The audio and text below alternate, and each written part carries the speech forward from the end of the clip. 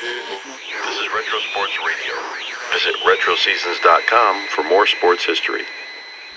The second 1959 Major League Baseball All-Star Game took place at Los Angeles Memorial Coliseum on Monday, August 3, 1959. This was the first year that the MLB would play two All-Star games during the summer, a tradition that would only last for 4 years. This was also the first Midsummer Classic held on the West Coast. The American League was managed by the Yankees' Casey Stengel. The Yankees had won the World Series over the Braves in 1958, and this game would mark Casey's 8th All-Star game that he managed in the past 11 years.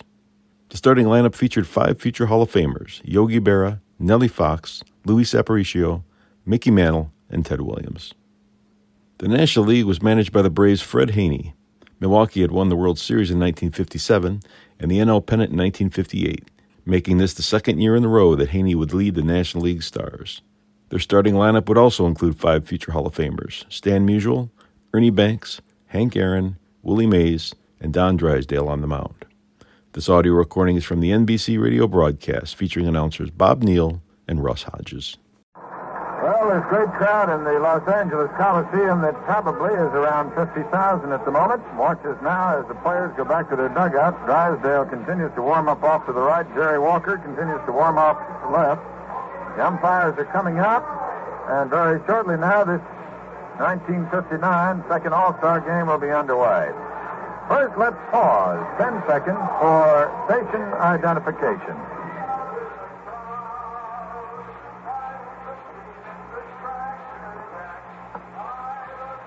WGY, WGFM, Schenectady. The umpires now have moved out to the plate. Working back of the plate today, calling balls and strikes in the National League will be Bill Jakowski. Charlie Berry of the American League will be at first base. Tony Benzon of the National League will be out at second. Bill Summers of the American League will be at third. Down the right field foul line of the National League will be Ken Burkhardt. And representing the American League down the left field foul line will be Hank Storr. So as manager Fred Haney meets out there with the umpires and awaiting the arrival of manager Casey Stengel of the New York Yankees, and as the whole general atmosphere of baseball now centers on home plate as Casey Stengel moves out to discuss, along with the umpires, just a brief review of the ground rules which they discussed rather carefully before the game. It is my pleasure now to turn you over to the gentleman who will take you along the first half of this ball game. Fine broadcaster, the voice of the San Francisco Giants, Russ Hodges. Thank you, Bob Neal. You did a wonderful job of setting the stage and explaining the rather complicated ground rule setup. We'll get busy right now with the starting lineups. Undoubtedly, both managers will let this great crowd at Los Angeles see most of the stars as the afternoon goes on, but this is the way they will start the game. For the American League team in the visiting gray, the National League team, the home team here, playing at first base from the Boston Red Sox, Pete Runnels. At second base, little Nellie Fox of the Chicago White Sox, hitting in the number 2 spot. And starting in left field, and he drew as big an ovation as we've ever heard here, Ted Williams. Behind the plate, Yogi Berra hitting in the number 4 spot from the New York Yankees. In center field, Mickey Mantle hitting 5. In right field, a youngster and a great ball player, Roger Maris from Kansas City. Over at the third base spot, Frank Malzone from the Boston Red Sox. At shortstop, and for a while today, a lot of folks thought that this kid might be the bat boy. So small is Luis Aparicio of the Chicago White Sox. And what a glove man he is and a good hitter.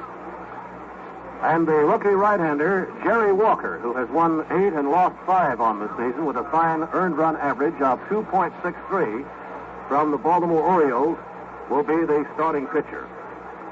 For the National League All-Stars, at second base from Cincinnati, Johnny Temple. At third base from the St. Louis Cardinals, Ken Boyer. In right field, baseball's leading average hitter, Hank Aaron from Milwaukee.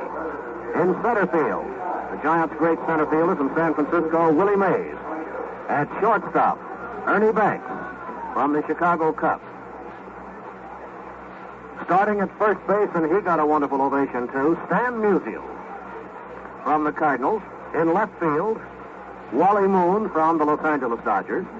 the catcher, Del Crandall from the Milwaukee Braves, and Don Drysdale, whose overall record on the season is 14 wins and 6 defeats, goes to the hill. And the National League All-Stars take the field wearing their own home uniforms, basically white, but at third base, Boyer will wear the cardinal red sweatshirt. At shortstop, Banks with the blue sweatshirt and cap. Mays in center with the white uniform, the orange and black insignia of the Giants, and so on around, as each player can be identified easily by his own peculiar mannerisms of the colors that the two teams wear.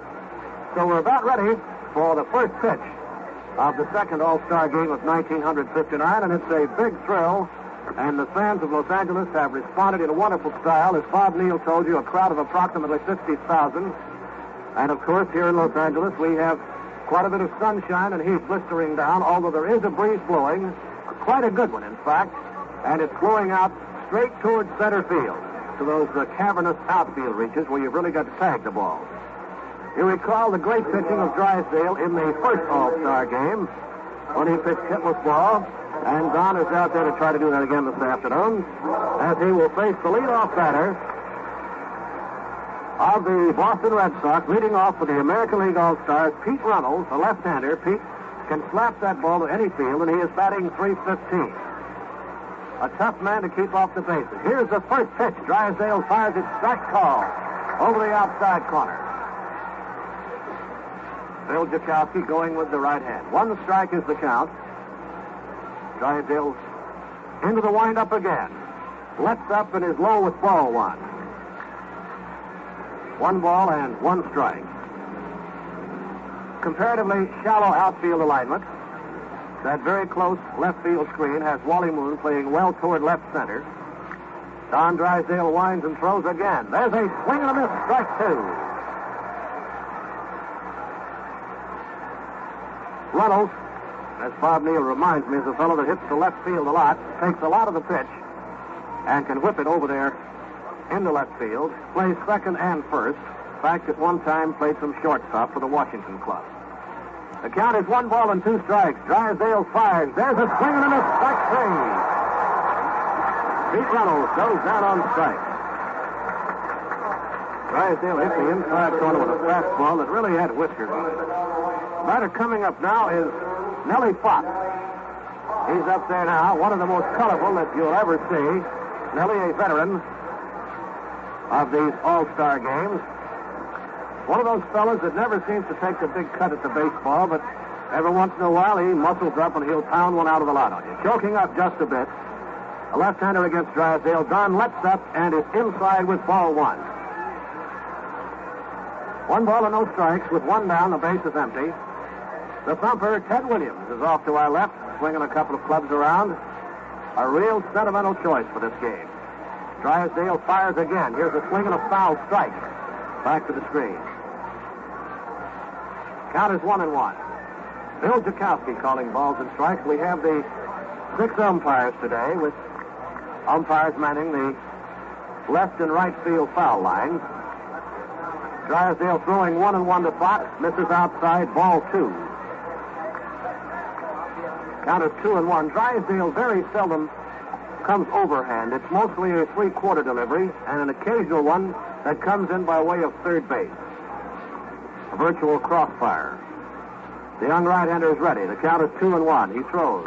Here's a swing and a foul strike to the left, going back into the seat. Count 2 balls and 2 strikes. There's plenty of room to chase foul flies down the left field line, particularly for the third baseman. Down the right field line, the stands jut out very quickly.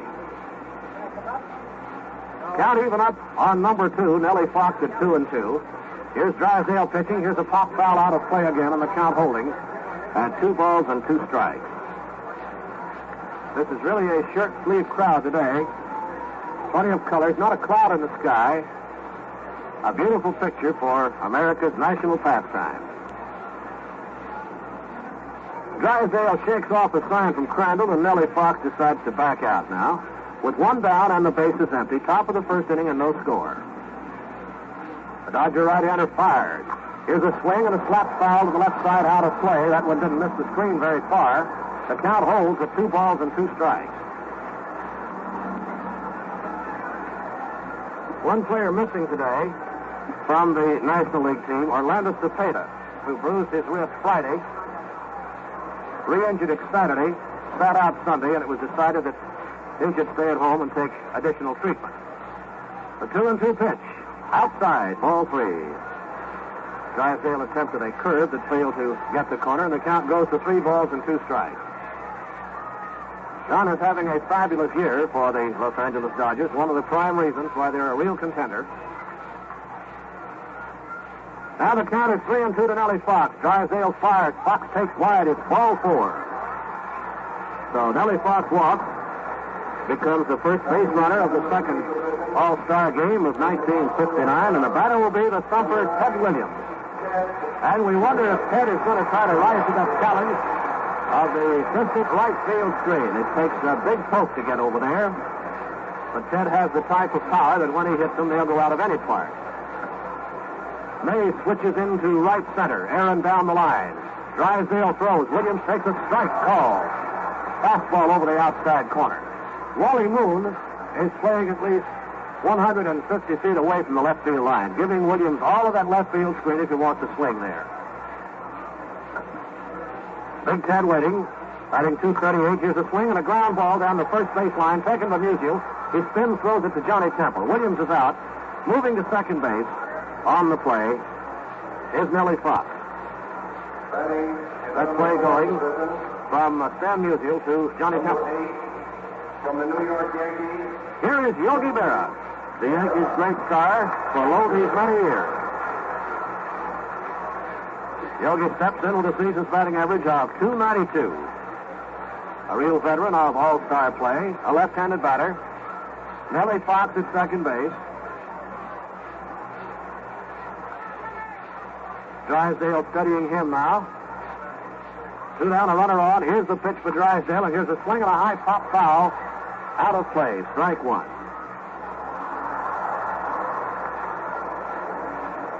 Two men down on the top of the first inning.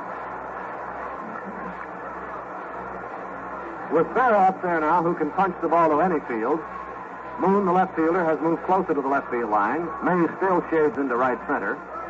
Musial very deep at first base, and Aaron down the line in right. Drysdale pumps, delivers.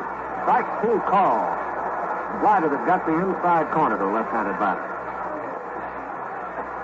Count is 0-2.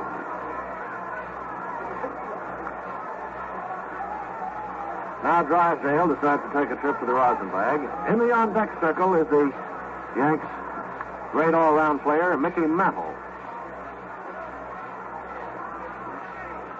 Don Drysdale ready. Yogi Berra waiting. Here's the pitch to Yogi, wide, ball 1. 1 ball and 2 strikes to count.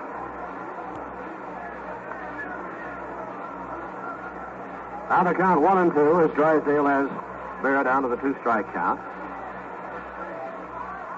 Don is ready again. The pitch to Yogi. Fastball wide, ball 2, and a count of 2-2.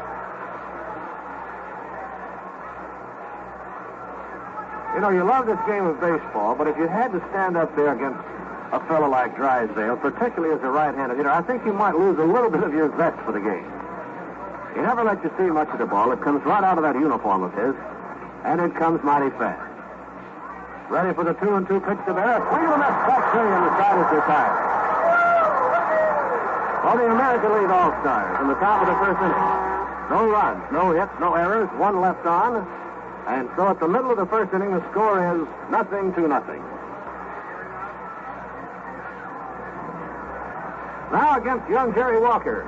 Johnny Temple standing in, batting .328, the great second factor for the Cincinnati Redlegs. Jerry Walker with his record of 8-5 delivers. Temple takes high and inside. Ball 1. Johnny is a pest. He can get on there in any way at all. He doesn't mind getting nicked by a pitch if it means a ball game.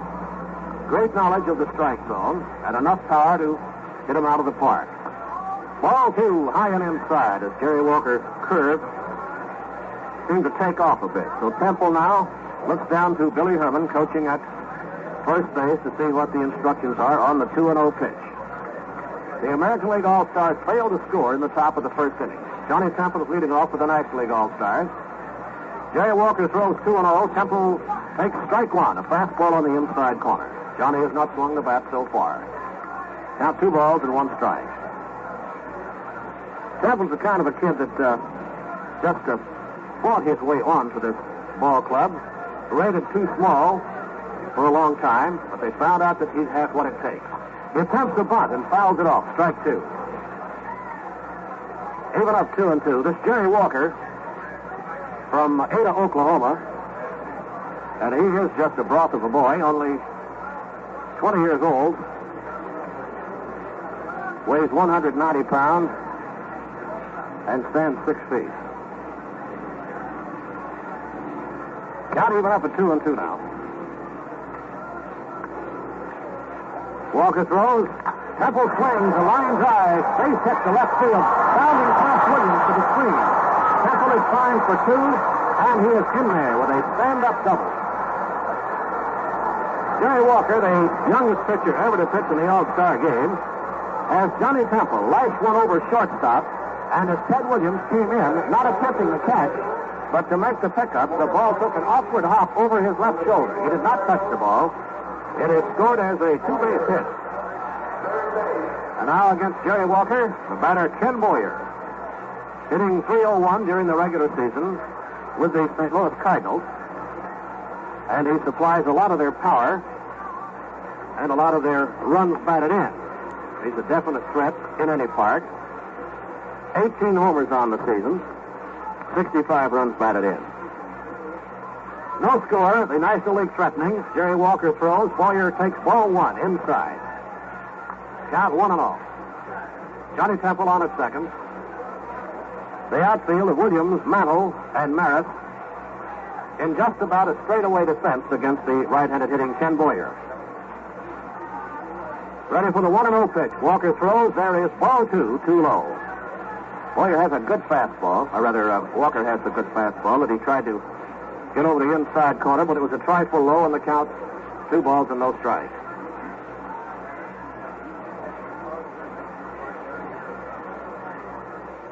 Johnny Temple and Nellie Fox, 2 of the smallest men on the field, exchanging greetings out at second base.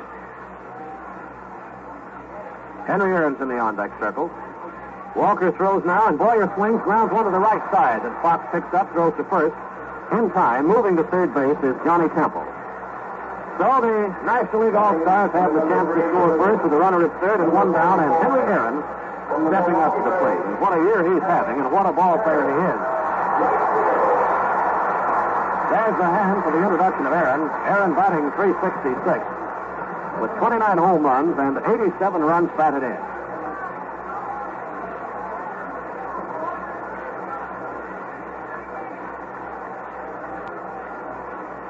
This early in the game, the American League playing the infield back. Not too worried about the possibility of scoring the first run. The pitch now to Aaron. Low, ball 1. Willie Mays will follow. Aaron, number 44 in his Milwaukee uniform. The National League team in the white uniforms, the American League in the traveling gray. Temple down the line. The pitch to Hank Aaron. A swing and a high slide on the right field line. Temple tagging up. Coming over quickly is Roger Maris. Makes the catch coming across the line. Here's a throw into the plate. Johnny Temple passes Yogi Berra, and he scores. And Yogi was up the line trying to block the plate. And Temple just pelted him and came on in to score with the ball getting away. So the National League leads on the sacrifice fly by Hank Aaron, 1-0. Now, a fellow that had a lot of success in this Coliseum and in his seasons with the Giants, Willie Mays. On the season, not quite up to his usual average, but always a threat. The center field of Willie Mays batting .293. Jerry Walker winds, throws to Mays. Mays takes high and inside. Ball 1. 2 down, bases empty. National League 1, American League nothing in the bottom of the first inning. Ready for the 1-0 delivery by Jerry Walker. Mays swings, grounds it deep to third base. There's the neat pickup of Malzone, the throw across to Reynolds. Mays is retired. And so are the National League All-Stars. In the bottom of the first inning, 1 run. 1 hit, no errors, nobody left on. At the end of the inning, the score is National League 1, American League 0.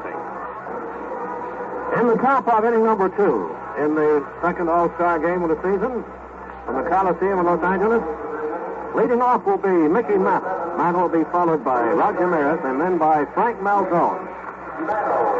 And it's always a thrill to see this kid step up to the plate in baseball uniform. Mantle is batting .290 on the year, 55 runs batted in and 20 home runs. Hitting left-handed against Don Drysdale, who winds and throws, and Mantle takes ball 1, low and inside. One of the real long-range drivers in the history of baseball. Drysdale pitches again to Mantle. That is low for ball 2.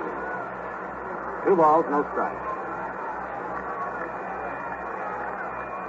With the baseball season now past the 100-game mark, the interest in the national pastime during the months of August and September always is terrific. The 2-0 pitch. A let-up strike called on the inside. Drysdale gave him the big motion. Got the inside corner. It's 2-1. The 2-1 wind-up. Fastball, a swing and a miss.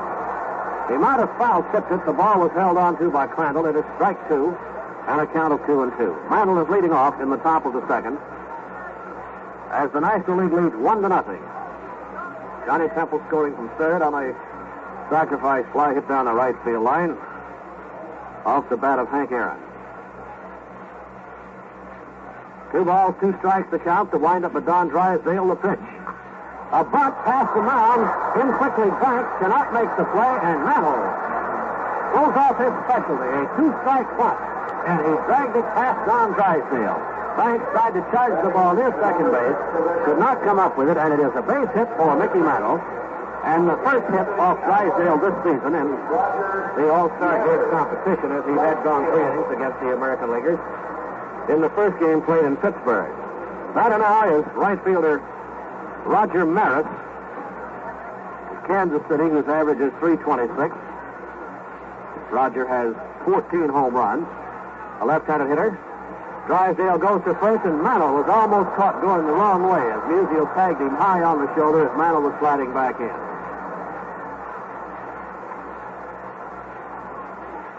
The left-handed batter, Maris, waiting. Drysdale goes to first again. Mantle is back. You have to keep Mickey close. And with this big crowd here, the incentive to steal is undoubtedly there. He has stolen 17 times for the Yankees on the season. Musial keeping him close. Drysdale looks over there. Now pitches. He doesn't go. Swing and a miss for Maris. Strike 1.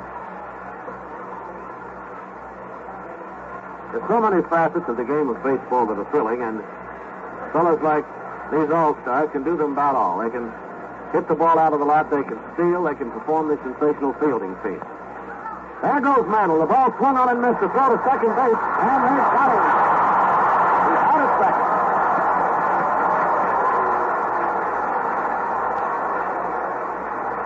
Roger Maris swung at the ball. Good pitch.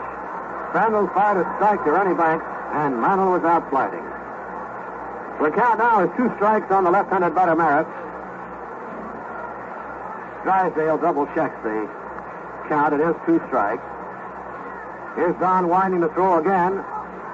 This is outside. Ball 1. 1 ball and 2 strikes. It certainly took a perfect throw by Del Crandall to get Mickey Mantle, and that was right on the button.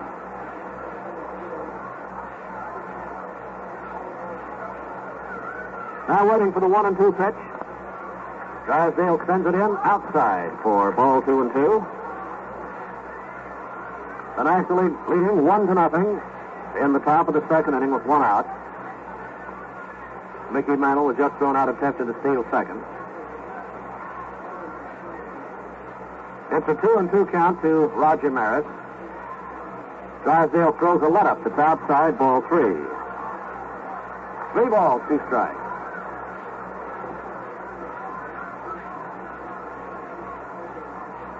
can't get over the size of this crowd in this big horseshoe, the Coliseum in Los Angeles. A wonderful turnout.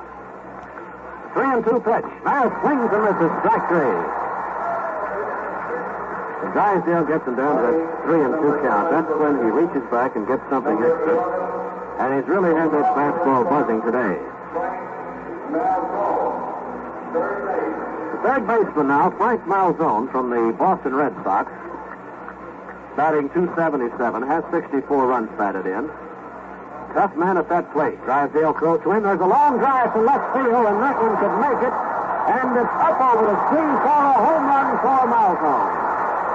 Frank Malzone ties it up.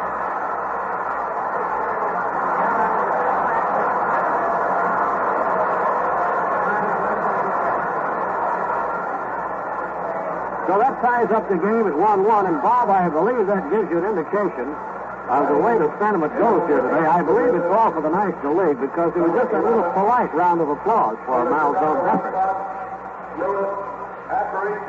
Here is Roy Aparicio, the shortstop from Chicago, playing for the American League All-Stars, batting .273. High and inside, ball one. The drive by Malzone for the home run, not particularly well hit, but well up over the screen. It's his first All-Star home run. The next pitch to Aparicio is inside for ball two on a count of 2-0. Don Drysdale checking the scoreboard. The count 2-0. The score tied at 1-1. Drysdale throws. Aparicio takes inside, and it is ball three. 3 balls, no strike.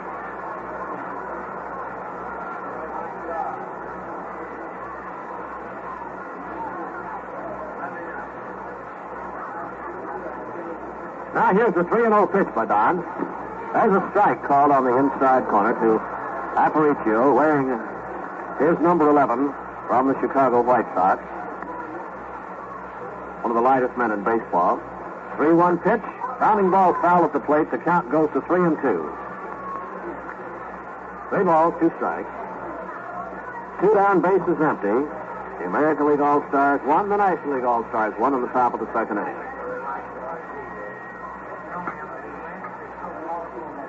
Drysdale ready. Buzzes it in. Ball 4, low and outside. Drysdale not overly fond of that call as he walks his second man. He's given up 2 hits and 1 run. In the number 9 position, And Jerry Walker, number 38, the youngest man able to pitch in an All-Star game, is coming up. Jerry Walker. Pitcher. And with Aparicio at first base, again, the American League All-Stars may decide to send the medal of the Randall throwing arm.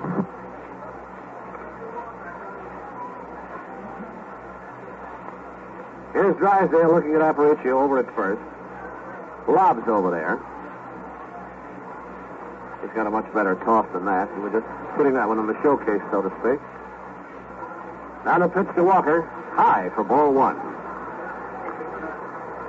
1 ball and no strikes with 2 down. A runner at first base. Copper bidding number 2 in the All-Star game in the Coliseum in Los Angeles, California.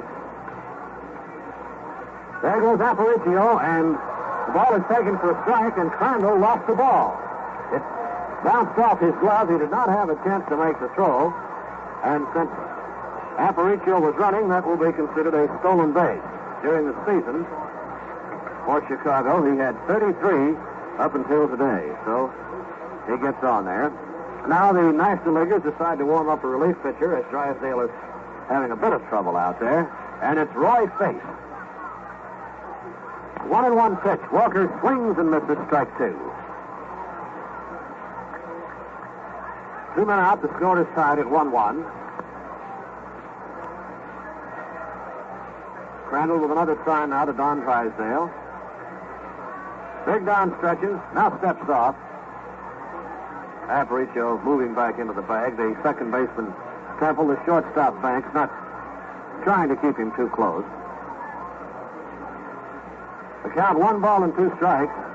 Drysdale fires. There's a swing and a miss on a curve, and it is strike 3, and the side is retired. For the American League All-Stars, 1 run on 1 hit. There were no errors. 1 man is left on, And as we move to the bottom of inning number 2, it's a tie game at 1-1. Ernie Banks leads off and swings on the first pitch and fouls it down the third base line. Strike one. Banks is batting .310. In Chicago, where he plays for the Cubs, they call him Mr. Everything. He has 99 runs batted in with 29 homers, 5 triples, and 16 doubles. An average of .310 for this right-handed hitting shortstop. Facing right-hander Jerry Walker. Walker throws. Banks swings, foul tipped at strike 2. Walker, something of a surprise starter by Casey Stengel, who had intended to start his own great reliever, Ryan Deeren. But he had to use Deeren yesterday, and Walker certainly showed all-star class. Here's the pitch to Banks. There's a swing and a ground ball slowly hits the left side. Charges a mile zone.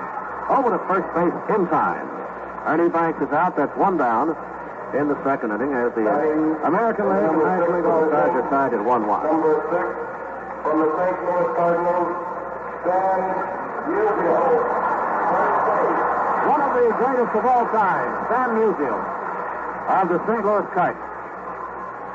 Rumor has it that Stan the Man may retire. We don't know about that. We're tickled to death to see him in the All-Star game. Here's the pitch to Musial. It is high and outside for ball one. Musial, appearing in his 17th All-Star game, has a batting average of .309 for those 17 games and 9 runs batted in. Left-hander with a count of 1 ball and no strikes. Jerry Walker throws again. The man swings and fouls it back. Strikes 1-1.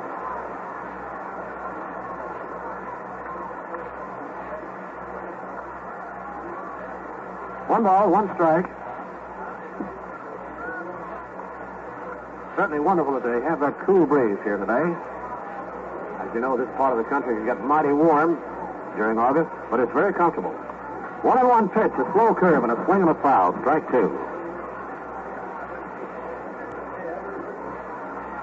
Can't get over the poise of that Jerry Walker out there, only 20 years old, appearing in an All-Star game.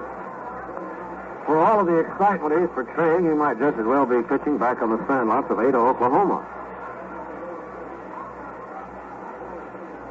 Now Walker facing Stan Musial. Jerry winds, throws to Stan. That is low and outside. Ball 2-2. 2 balls, 2 strikes. Yogi Berra working behind the plate. Malzone at third, Aparicio at short, Fox at second, and Runnels at first. Williams, Mantle, and Maris, the starting outfield, still in there here in the bottom of the second inning. The 2-2 pitch to Musial, a curveball and a foul, as he took a late swing and fouled it back to the screen. Stan was looking for one in the wheelhouse, but that one wasn't in there, but he had to swing to protect. 2 balls and 2 strikes. Jerry Walker gets the new baseball now. They're deep for Musial on the infield and outfield with the exception of Williams, who's playing a shallow left. Here's the 2-2 pitch. High for ball 3. So the count goes to 3-2 on Stan Musial.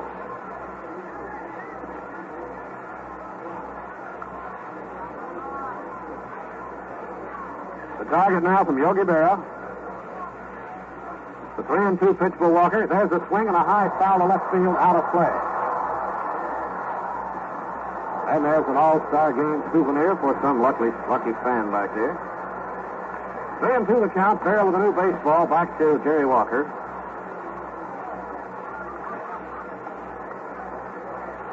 Musial, Kachowski, and Yogi Berra in a bit of a conversation at the plate.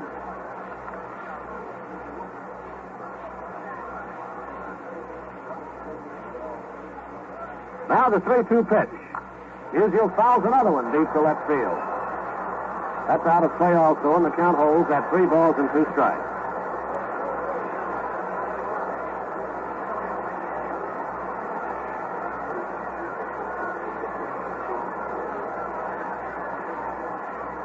Walker gets another baseball. Musial in that picturesque batting style of his, left-handed hitter, crouching low at the plate. Now the pitch. Inside, ball 4. Walker came in with a slider that missed the corner, and Musial goes to base on ball. And becomes the second base runner for the National League All-Stars as the score is tied at 1-1 in the bottom of the second inning. Wally Moon, a member of the Los Angeles Dodgers, after having had quite an extensive service with the St. Louis Cardinals. The left-hander whose season's average is .292. Musial is at first base with one down in the bottom of the second inning.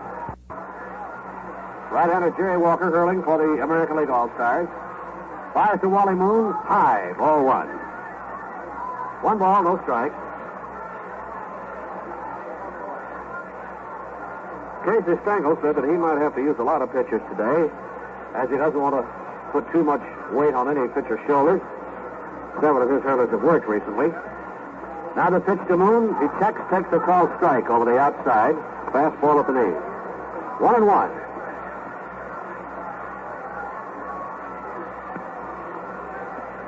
One ball and one strike to the left-handed batting Wally Moon. Musial leading away. Walker throws. There's a swing and a foul to the screen. Count 1-2.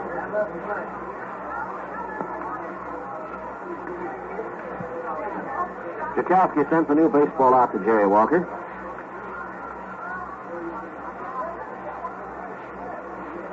Moon moves the bat around very well, and there's a threat to hit the ball off the left field screen here at the Coliseum if you pitch him outside.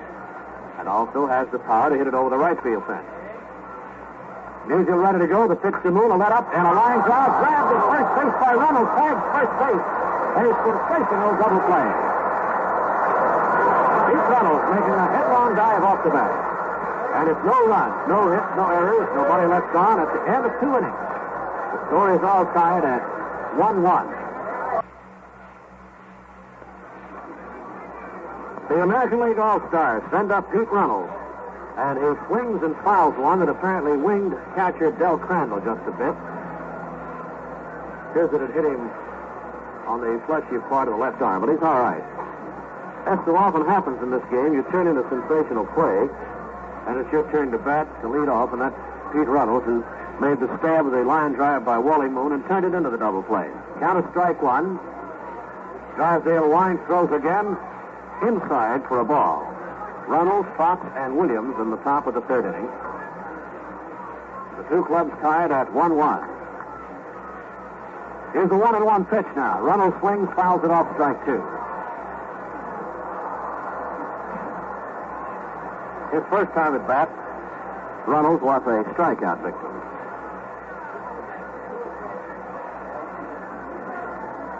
Gene Conley is throwing in the bullpen. Drysdale swings. The batter swings and fouls it off as Drysdale fired it in. And it's 1-2. Lanky Gene Conley, who has been a big help to the Philadelphia Phils, will more than likely be the middle inning pitcher today. Drysdale, of course, is scheduled to go only 3. Reynolds waiting for the 1-2 pitch. Don delivers. There's a swing and a foul over the visitor's dugout. Back out of play. The count is 1-2. The two clubs are tied. Malzone has the only home run of the ball game. Now the pitch, and another swing and another foul. Zooming back among the customers. Out here to see baseball at its best between the great players of the American and National League. Ready for the 1-2 pitch. A let-up is outside for ball 2-2. 2 balls, 2 strikes. Reynolds played straight away with Moon guarding the left field line quite a bit. 2-2 pitch. Strike 3 call. Curveball on the inside corner, and Reynolds walks back to the bench. Drysdale striking out his 5th man. And Nellie Fox, who became the first base runner today when he walked back in the first inning, is up now. This is the top of the third with 1 down, and the base is empty, and the score tied at 1-1.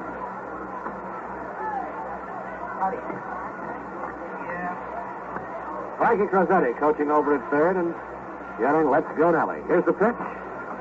Outside, it's a ball. Cookie Lavagetto coaching over at first. Count 1 ball and no strikes. Drysdale walks off the hill to do a bit of landscaping out there. I like to keep that mound as smooth as possible. 1-0 pitch to Fox. Line drive, base hit to right field. In quickly is Aaron, picks it up, gets it back into the infield, and Fox is on with hit number 3 for the American Leaguers.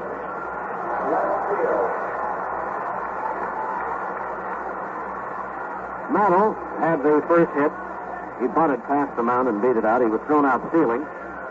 And with 2 down, Malzone homered over the left field screen. Here is Ted Williams. Drysdale pitches, and boy, there's a big swing and a miss, strike 1. Williams had ideas on that one, and you can see why that fellow's had such a fabulous batting career. There's a quick go to first base. Fox is back in. Williams batting .417 in all-star competition. Who'll ever forget the game that he broke up back in 1941 with that dramatic home run in Detroit. Sends a high drive to center. Well back in the left center is Wally Moon. He's got room, and he makes the catch. And it is out number 2. That ball with Mays shifting over into right center was hit almost straight away to center. And Moon, who had shaded well down toward center field, made the catch. 2 down, Fox had to go back to first. And here is Yogi Berra. A strikeout victim his first time. Score tied at 1-1, top of the 3rd inning. Nellie Fox, who wrapped a single to right field, is on at first. Drysdale throws to first quickly. Musial attempts no tag as the runner is back in.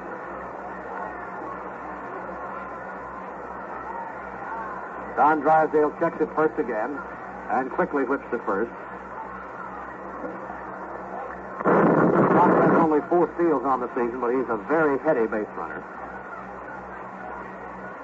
Now the pitch to Yogi. There's a swing and a long drive to right field. It's got a chance. Back is Aaron, and that's ball is gone for a home run for Yogi Berra.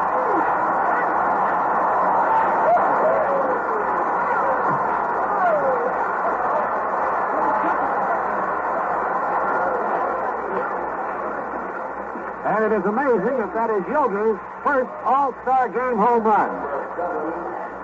He's had a lot of other hits, and he's played in a lot of All-Star games, but that is his first home run in All-Star competition, and the American League leads at 3-1 as Nellie Fox scored ahead of him.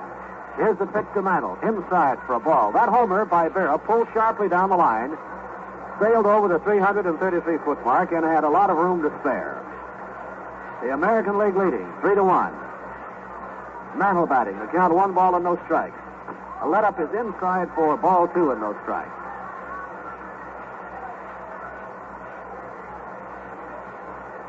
Berra apparently was waiting for that one. Now the 2-0 pitch to the Mick is low and outside. Ball 3. So the American League starting to show its power. Now the 3-0 pitch.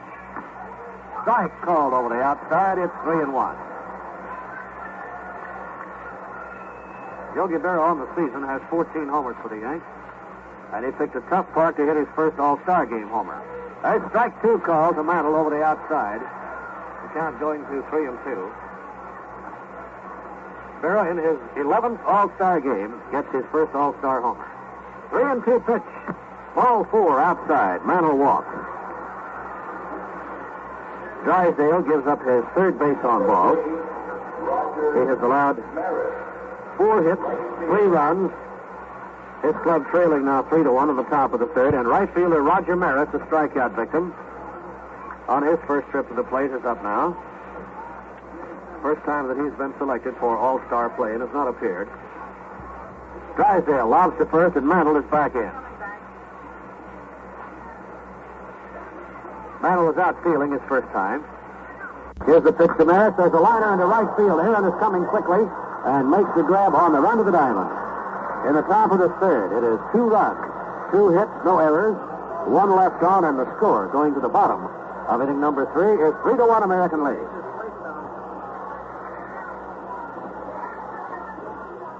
Bell Crandall leading off in the bottom of inning number 3. We'll have a pinch hitter for the National League All-Stars. Early Wynn is throwing for the American League. Crandall with the season's average of .254. Takes a swing and misses, strike 1. Crandall, appearing in his fourth All-Star game, is batting .125 with 1 out of 8. Here's Walker throwing. Here's a line drive foul to left field, strike 2. Eddie Matthews is out on deck. He will act as the pinch hitter for Don Drysdale, who has wound up his 3 innings.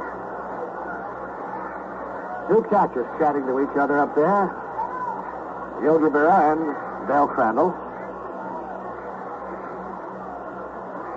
Count 0-2. Score 3-1. The American League leading.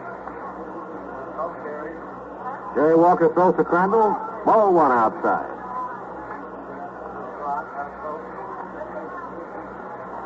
Crandall acts as the captain of the Milwaukee Braves and reminds you a lot of a quarterback. Here's the pitch. Inside for ball 2. He's always straightening up during the game to position somebody or to act as a holler guy. He has a count of 2 balls and 2 strikes as he leads off, and Walker throws. Crandall fouls it to the right. The count holds at 2-2.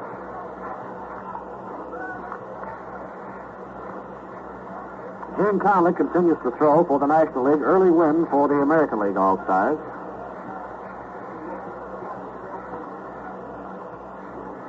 The count now at 2 balls and 2 strikes. Bill Crandall leading off in the bottom of the 3rd inning. Jerry Walker into the windup. The pitch. Foul back. And a continued count of 2-2. 2 balls, 2 strikes. Later on in the day, of course, we'll get the official paid attendance. It has to be a big one.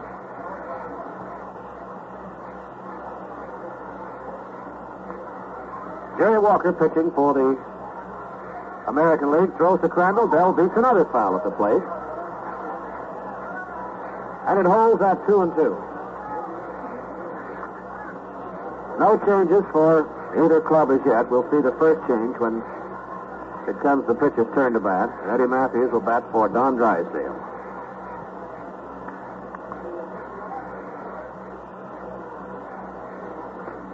Walker and Crandall hanging in there. The 2-2 pitch.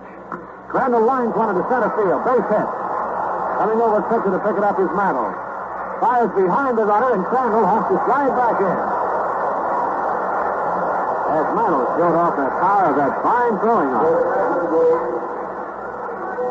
Crandall had made the big turn, expecting the throw to go into second. Suddenly there was that baseball on its way to first. That is hit number 2 for the National League All-Stars. And Eddie Matthews is up now. Matthews playing in his 5th All-Star game.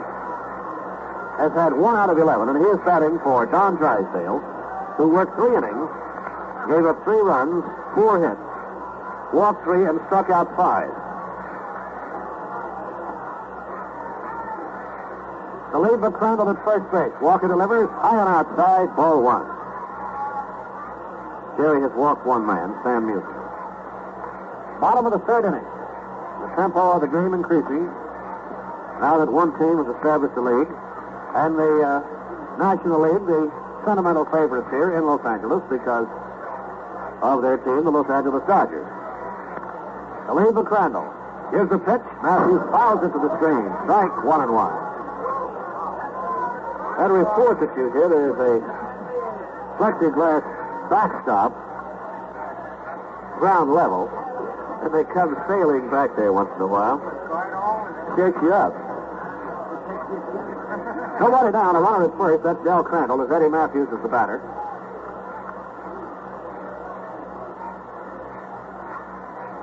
Ready for the 1-1 pitch. Here's a swing and a high foul to the right. Out of play. Count is 1 ball and 2 strikes.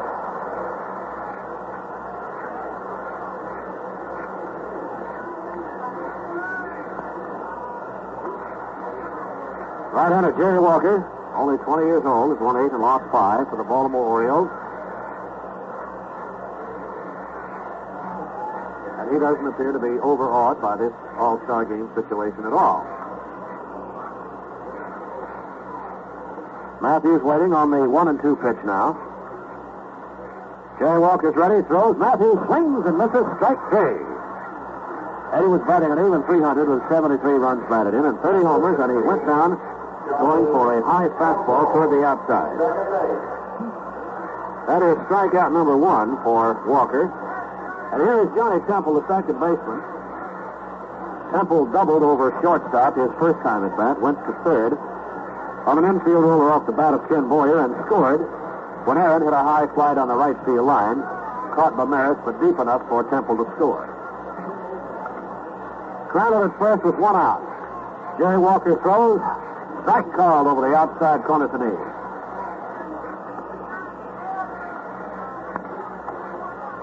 Crandall bluffed to go there at first, but didn't. Now Temple checks with Billy Herman, who coaches for the Milwaukee Braves during the regular season. Walker throws to first base to Runnels. Back in is Crandall.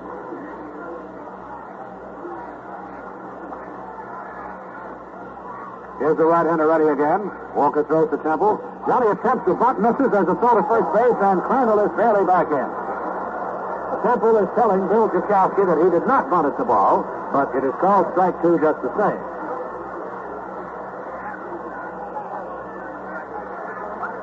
Six umpires today. Kachowski calling the balls and strikes. Charlie Berra, at first. Tony Vincent at second base, and Bill Summers at third, with Burkhardt and Sword taking care of the left and right field foul line. Temple is at a count of 2 strikes now. A good man at hitting that ball to right field. Jerry Walker throws. Johnny Temple swings and sends a high drive to center. Mantle is back, half room. Waiting, makes the catch, out number 2. So that puts it all up to Ken Boyer. It's the National League All-Stars that are doing his scoring here in the bottom of the third inning with 2 down. The American League leading 3-1 in the bottom of the third.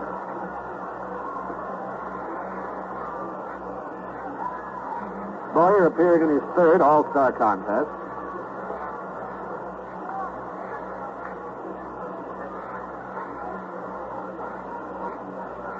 He's been a fine hitter in his 2 other games. He has 4 out of 6 up until today. 4 out of 7 now. The pitch to Boyer, strike over the outside corner. Ken's a right-handed hitter and one of the 3 Boyer brothers to make the big leagues. Cloyd, Cletus, and Kenny. The 0-1 stretch. Now the pitch to Boyer, low for a ball, and it's 1-1. We'll start seeing some changes now after 3 innings as manager Casey Stengel and Fred Haney have some great stars that they want to show the fans here on the West Coast.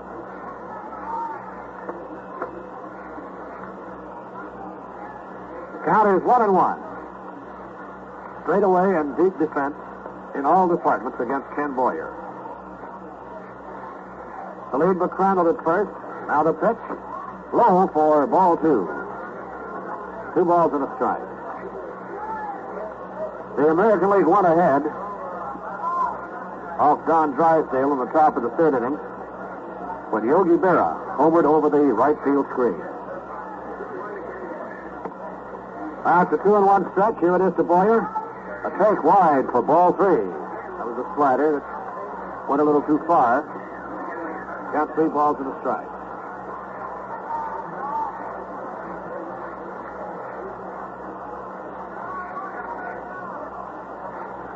So now Boyer looks down inquiringly at Billy Herman, the third base coach.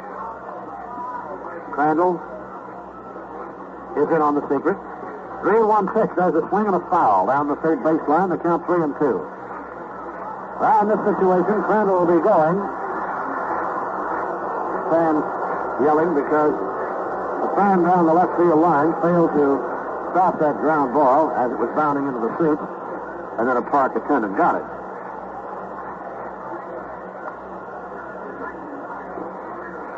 It's 3-2 to Ken Boyer. 2 down. 3-1, the American League leading the National League at the Coliseum in Los Angeles. A quick go to first base, and Bill Crandall is back in.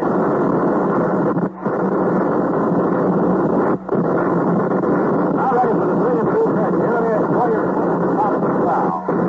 Ken was swinging the fastball, and Walker stepped on the front enough to get Boyer offside. Another new baseball out to Jerry Walker. The breeze and one of quite a bit of force is blowing straight out toward center field. Certainly not a gale, but it's enough to cool off the Coliseum and help fly balls that are hit near the fences out in that direction. Again, the 3-2 stretch. The pitch. Crandall goes. Here's a high pop-up to the left side of the infield. Waiting for it is Aparicio. And the shortstop has it, and the side is retired. No runs, one hit, no errors. One man is left on. At the end of 3, the American League 3, the National League 1. Do you want?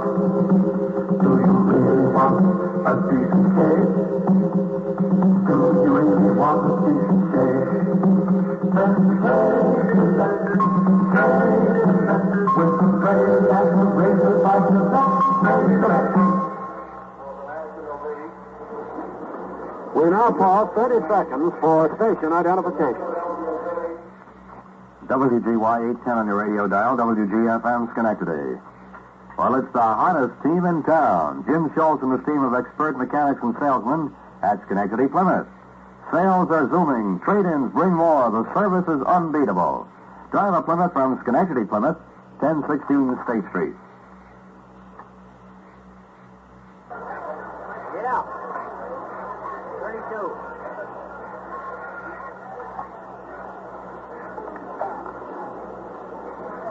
A new pitcher for the National League, Gene Conley, comes in, and as Jerry Walker walked to the bench for the American League All-Stars, he was given a fine hand.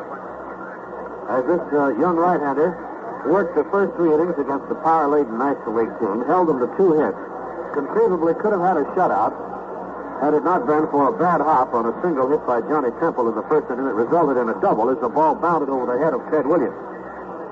He went the full 3 innings, gave up 1 run, allowed 2 hits, walked 1, and struck out 1.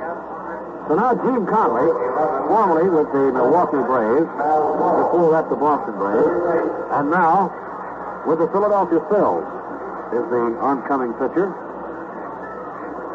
Conley is making an appearance in his 3rd All-Star game. He has won 1 while losing 1. A towering right-hander and a great basketball player with the Boston Celtics. The pitch to Frank Malzone is low and inside for ball 1. Conley represents the only player change for the National League so far today.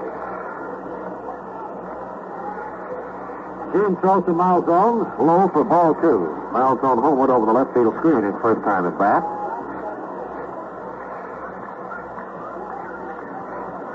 This is the 4th game for Malzone in All-Star competition. Here's the 2-0 pitch now. Strike, a fastball over the outside. It's Malzone, Aparicio, and a pinch hitter for Jerry Walker in the top of the 4th inning. The count is 2-1. Conley winds, throws. Malzone takes ball 3, high and outside. It's 3-1.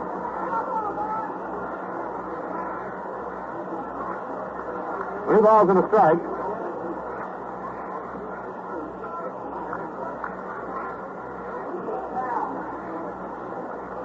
Here's Conley firing again, and Malzone swings and pops it high, foul, and out of play to the left, even though Kenny Boyer chases it all the way to the seats.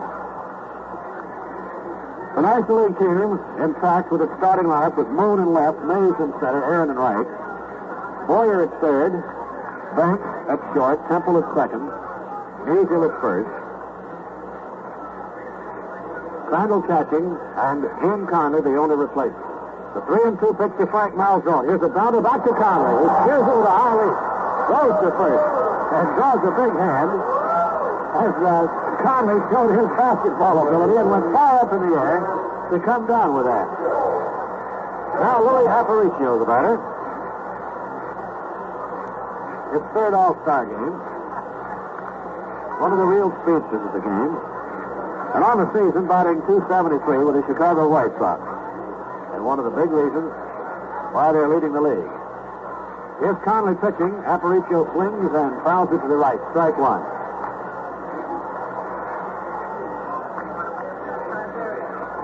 In goes to Rosenberg again.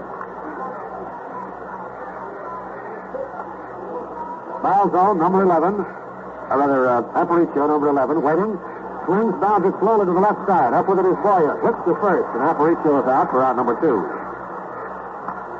Now the American League will send up a pinch hitter for their starting pitcher, Jerry Walker. Pete Reynolds in the on-deck circle yells over to the bench. Let's have a hitter up here. And Gene Woodling, who's having a fabulous season with the Baltimore club, is coming up to pinch hit for Jerry Walker. Your attention, please. The left-handed batting Woodling Walker has had some days here of late that raise the headlines when he drives in all the runs. Batting .341 on the season with 61 runs batted in and 13 homers. And Gene has always been the type of hitter that when he gets in a streak with that beautiful groove swing of his, that it's almost impossible to get him out. A stocky left-handed batter. Against Conley, Gene throws, Woodling swings and pops it foul to the left and out of play. Strike 1.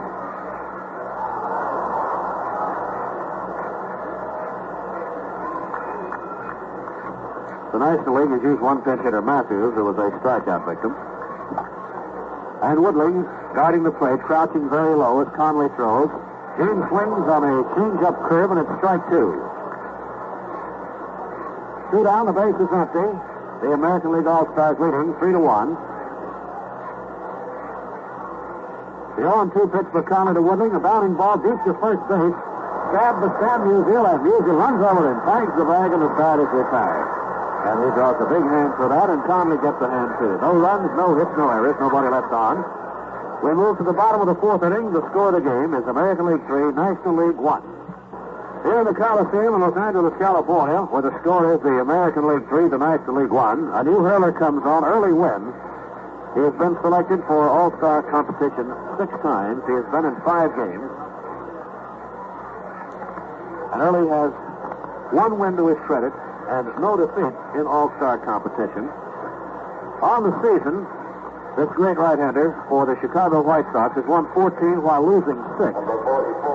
And is one of the active players around who has given a chance of reaching the 300 mark in victory. He will face Hank Aaron, Willie Mays, and Ernie Banks in the bottom of inning number 4. Aaron, up his first time, sent a sacrifice fly to right field. Big runners and big hitters. Here's Ernie Banks to wind up. Ball 1. There was some concern that Wynn might have to miss a pitching turn or two. He's having a picture made the other day, and the bench collapsed, and about, as Early says, about 10 big fat guys fell on him. But his foot appears to be all right. The 1-0 delivery. Swing and a miss by Aaron on a high-breaking curveball that broke in across the letters. The count is 1-1. The American League All-Stars leading 3-1. Henry Aaron batting. Over the 400 mark for a long time on the season. Now at a tidy 366. 1-1 pitch. Aaron goes for a high fastball and doesn't get it. Strike 2. The count now is 1-2.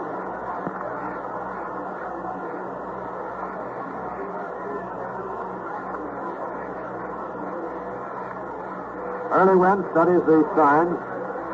No other changes in the American League defense. Just in the pitcher's box. Here's the 1-2 pitch now to Aaron. A swing and a high pop-up. Hit right near the mound. Coming over third baseman Malzone. And Frank makes the one-handed catch as apparently the sun had him bothered a bit, but he was able to glove it one-handed. That will bring up Willie Mays. And Mays and Wynn have faced each other many a time in the World Series of 1954, and also many times in spring training, as Early was a pitcher for the Cleveland Indians for years when they trained against the Giants over in Arizona. Wynn studying Willie Mays with 1 down in the bottom of the 4th inning. Early has been keeping everything high. He pitches now to Willie. There's a curve strike call on the inside corner. Boy, he broke off a beauty. Mays batting .293 on the season for the San Francisco Giants. Early Wynn winds, throws again. Curve that misses outside. It's the ball, 1-1. Ball and strike with one down. The National League fans here getting a bit impatient, starting to rattle those hands together. They want some activity. Here's the 1-1 pitch to Mays. A swing and a high pop-up to short right field. Nellie Fox is drifting back. Getting a beat on it now, and he makes the catch for out number 2. 2 men down. And Ernie Banks, the great shortstop of the Cubs, will be up. Ernie grounded out to third his first time.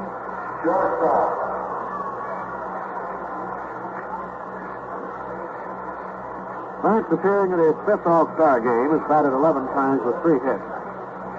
2 doubles. He's looking for his first All-Star home run. Early Wynn delivers. Banks takes a slider, strike called over the outside. The American League leading 3-1 with 2 down. The base is empty in the bottom of the 4th inning. As Wynn winds, delivers again. Banks takes a high curve inside for a ball, 1-1. On occasions, but not too often, Wynn will throw you the knuckleball. Only when he figures that he has you set up for it perfectly. It's not his Sunday pitch at all. His 1-1 fastball, a swing and a miss, strike 2, 1-2.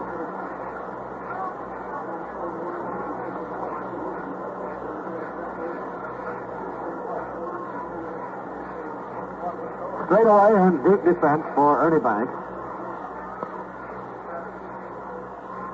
Now the 1-2 delivery. Banks swings and misses. Strike 3, and the Nationals are out of order. No runs. No hits, no errors, nobody left on. And so at the end of the 4th inning, the score is the American League 3, the National League 1.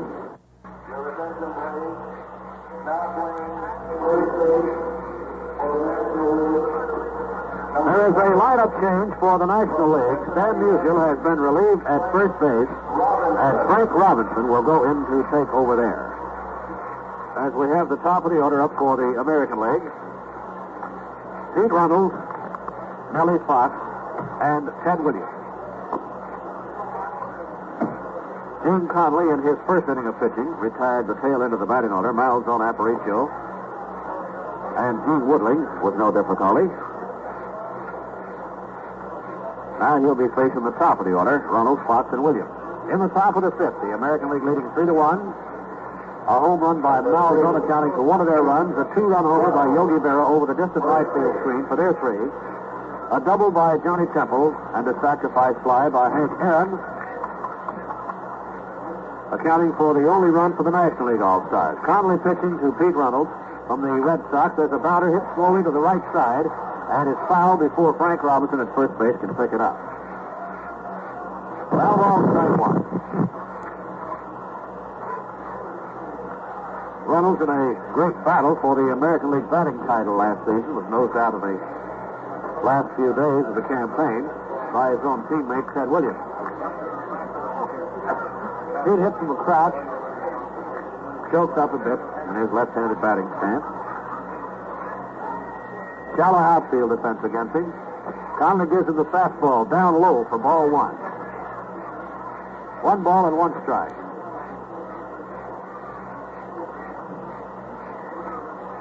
Jim Conley throws again now. Fastball is inside, ball 2. Conley came straight over the top that time. Gene's record with the Phils, 9-7. The Philadelphia club had trouble winning on the West Coast in regular season play until Conley pitched them to a win over the Giants at Field Stadium in San Francisco. Ball 3, high and inside with a fastball. 3-1. Hoyt Wilhelm, he with the dazzling knuckleball, starts warming up with Elston Howard. Conley is low, ball 4, and Pete Runnels walks as Conley walks his first man and permits his first base runner since he came on. Drysdale worked the first 3 for the National League, gave up 3 runs, all earned, on 4 hits, walked 3 and struck out 5. Now Nellie Fox will be the batter, and Del Crandall decides this would be a good time to go out and have a chat with Gene Conley. With Wilhelm warming up, We saw Early Wynn head for the showers, and that must have been Casey Stengel's general idea. Just let Early pitch one inning. As Wilhelm is firing the knuckleball down the left field line. Nellie Fox had a conference with Cookie Lavagetto, the first base coach. They tell Runnels all about it. Runnels is on the bag now. Is Fox a good man for the bunt or the hit and run? Chokes up on the club. Here's the lead at first base. The overhand curve called a strike to Nellie Fox. Been selected for All-Star play 9 times and has appeared in 8 games. Overall average of 346. It's a day of perfect record with a walk and a single. Top of the 5th inning, 3-1, the American League leading. Conley checks at first, throws to Fox again, a pitch out, but the runner Pete Runnels at first was not going. Ted Williams has a couple of pieces of lumber. It is loosening up down to our left.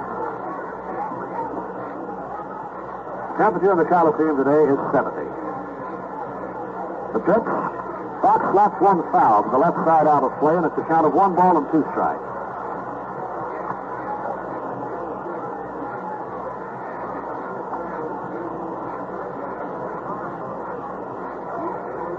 One and 2 the count. Nobody down. A runner at first. Frank Robinson right on the bag with a runner. Conley throws, and Fox swings and grounds it to Johnny Temple, who goes to second, the bunch for 1, back to third, no double play. Just 1 out on the 4th at second base. Johnny Temple, number 4, to Ernie Banks, number 6, if you're scoring. And again, for his 3rd appearance in the game, here is Ted Williams. Ted is bounced out to first and flied to left. Selected for All-Star play 16 times.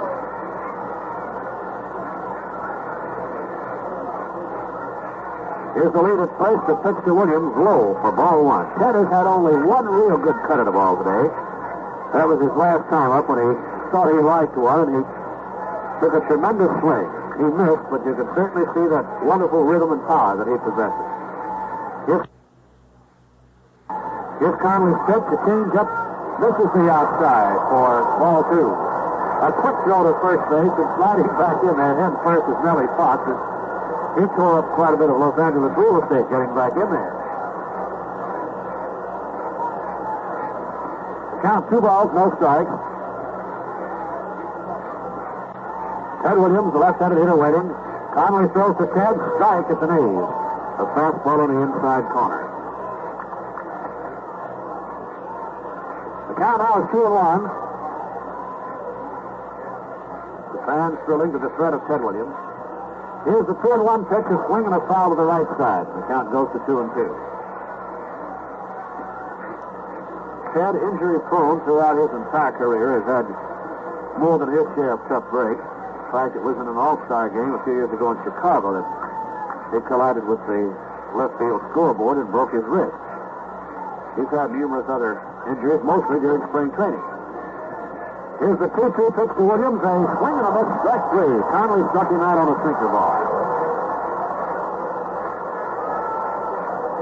Up at the plate now, Yogi Berra, responsible for the 2-run lead for the American League, as he homered over the distant right field screen in one of the toughest spots for the left-handed hitters for home runs in baseball. 2 down, top of the 5th inning. Runnels, who walked, is at first base.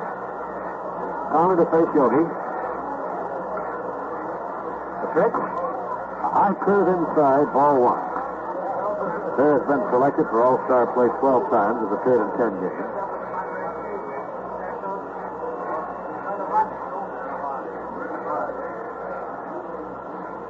Jim Conley fires again to Yogi. There's the curve that gets in over the letters on the outside. A called strike, 1-1. 4 hits for the American League All-Stars, just 2 for the National League. Shift around to the right on Yogi now as Conley comes in wide with ball 2.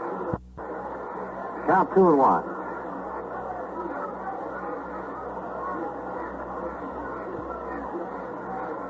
Wally Moon, the left fielder, well down in left center, giving Yogi all of the left field line. Here's the 2-1 pitch. Berra swings and fouls it in that direction, but it's out of play back among the spectators. Even up. 2 balls, 2 strikes.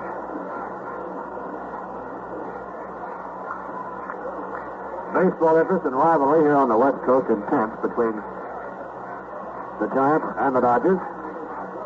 Here's a curve and a swing and a foul back and a continued count of 2-2. And then with the fact that Milwaukee is visiting the West Coast, first to play San Francisco and then Los Angeles during the coming week, everybody wants a ticket to the ballgame. And the same prevails around all of the other cities in the National and American League. Here's Conley's 2-2 pitch to Berra. Swing and a miss. Strike 3, and the side is retired. No runs, no hits, no errors. 1 left on. Moving to the bottom of inning number 5. The score is American League 3, National League 1. Now playing left field for the American League. Moving to the bottom of inning number 5. And ready to take over now as we have a few lineup changes. You've heard this fellow on many of the famous sports events, the bowl games, All-Star and World Series play this season. You're here with the Cleveland Indians. Bob Neal. Thank you very much, Russ. And hello, everybody. We're ready to move into the last half of the 5th inning here in the Coliseum. So far, the pitchers have been the dominant factor. Although Yogi Berra's big bat, as Russ told you so eloquently, swung once and drove one deep over the fence. And then another big swing by Malzahn has given the American League a 3-1 lead. The combined pitching of Jerry Walker and a fine pitching performance by Early Wynn in the 1 inning he's worked has limited the National League to 2 hits. We have some changes now in the American League lineup. Al Kaline has gone to left field, and going out into right field is Rocky Colavito. We've got some changes in the umpiring, too. Bill Summers of the American League will take over at the plate. And going down to first base will be Ken Burkhart. And out in right field is Bill Jakowski. No, Jakowski's coming out now. He'll go down to third base. We'll check them for you, give them to you as they work out. Frank Robinson is coming along, and Robinson, who took over at first base for Stan Musial, moves in there now, first time at bat. So Bill Summers works the plate, and Frank Robinson steps in.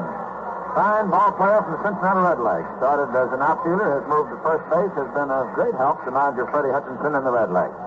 The outfield shades to left. First pitch by Wynn. A swing, a drive deep in the left field. That ball is carrying, and it is going back, and it is over the fence for a home run. Frank Robinson picks on that first pitch from Early Wynn, a fastball, and he drives it high over the left field fence, left center field fence, if you will, about 335 feet away. So the National League, rather quiet up to this time, suddenly strikes with devastating force, and they pick up a run, and it's 3-2. Robinson on the first pitch gets his first All-Star game home run. Up there now is Wally Moon. He lined into a double play on a fine snag of a line drive by the first baseman, Pete Reynolds. Wally Moon, left-hand batter, stands deep in the box. The outfield playing him straight away. Malzahn at third moves in just off the edge of the grass. Early Wynn, the veteran right-hander, deals a curveball that's outside, ball 1. National League prepares now to make a number of changes. They've got a lot of activity along the sideline. Early Wynn looking into Yogi Berra. Is set and fires down. There's a curve outside, ball 2. 2 balls, no strikes. The batter, Wally Moon. And the American League leads 3-2. We're playing in the last half of the 5th inning. 4 hits for the American League, 3 hits for the National League. And there have been some big ones. Sam Jones is throwing in the bullpen for the National League. Fine right-hander from the San Francisco Giants. Wynn catches on the side. Very deliberate windup. 2-ball delivery. There's a curve that catches the outside corner, and it's 2-1. There's a fine breeze blowing up towards the outfield. And the fans really enjoying this one. Early Wynn with the sign is ready. Fires on the 2-1 pitch. It's outside, ball 3. 3 balls and a strike now to Wally Moon. The National League with nobody out batting in the last half of the 5th inning. They've drawn within 1 run of a tie. Nellie Fox drifting back at second base. Pete Reynolds deep at first. And Early Wynn back of the batter, 3-1. Comes down with the next pitch, and it's a high curve outside, ball 4. So the National League gets Wally Moon on first base. And there's a runner there with Del Crandall coming along. Crandall got a single right through the center in the 3rd inning. So Early Wynn now has his work cut out for him as Del Crandall, who can hit the long ball and who's a cagey veteran of experience at that plate. slightly open stance. Malzone is backed up from the third base bag about 2 or 3 steps. The outfield is shading around to the left now. It's Colavito in right center. Reynolds holds against the runner. The look by Wynn. And the pitch fired down to Crandall. He fires the bunt. He pops it, and it is grabbed by Wynn for the out. Tried to bunt that ball and popped it up right in front of the plate. Grabbed by Early Wynn for out number 1, and Wally Moon hustles back to first.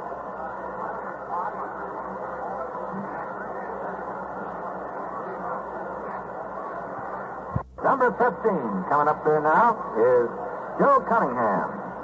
He's done an outstanding job for the St. Louis Cardinals this year. He's a left-hand batter. On the season, he's been hitting .343, playing in the outfield. So now Nellie Fox and Early Wynn get together, have a little visit on how they're going to pitch to this young man. He can swing that big bat. And the difference in the ball game at the moment is only 1 run. American League 3, the National League 2, and a base runner out at first, with only 1 man out. Billy O'Dell, the left-hander, working in the American League bullpen. Here's the stretch by Wynn. The check on the runner at first and the pitch. Outside, ball 1. Wynn may be bothered a little by the bandage that he has around his left ankle. And as Russ reported to you during a picture-taking session for the team, part of the platform collapse, and early found about 5 members of the White Sox sitting on him. Throw to first, snap throw, back safely. 1 ball, no strike. Easy lob over to first, he's back safely. All right, Cunningham, who stands very deep in that box, he's almost shaking hands there with umpire Bill Summers working the plate. Look over to first in the pitch. Spun down. A bounce to the left side. Aparicio has it. Feeds it to Fox. Throw to first is too late. Forced play at second base. One of those slow rollers had to wait for it to come along. And he tossed it over for the fourth. But Cunningham gets on. So Cunningham on the field is short. Is on there batting for Conley. And Junior Gilliam is coming along. Junior's a switch hitter batting from the left side against the right-hander, Early Wynn. Gilliam batting .319, and he'll get a big hand since he represents the Los Angeles Dodgers. Early Wynn now with a runner at first, 2 out, playing in the last of the 5th inning. Deals 1 to Gilliam outside with the curve, and it's ball 1. I've not seen Wynn throw the knuckleball yet. Veda Pinson, a very fast man, has come in to run for Cunningham.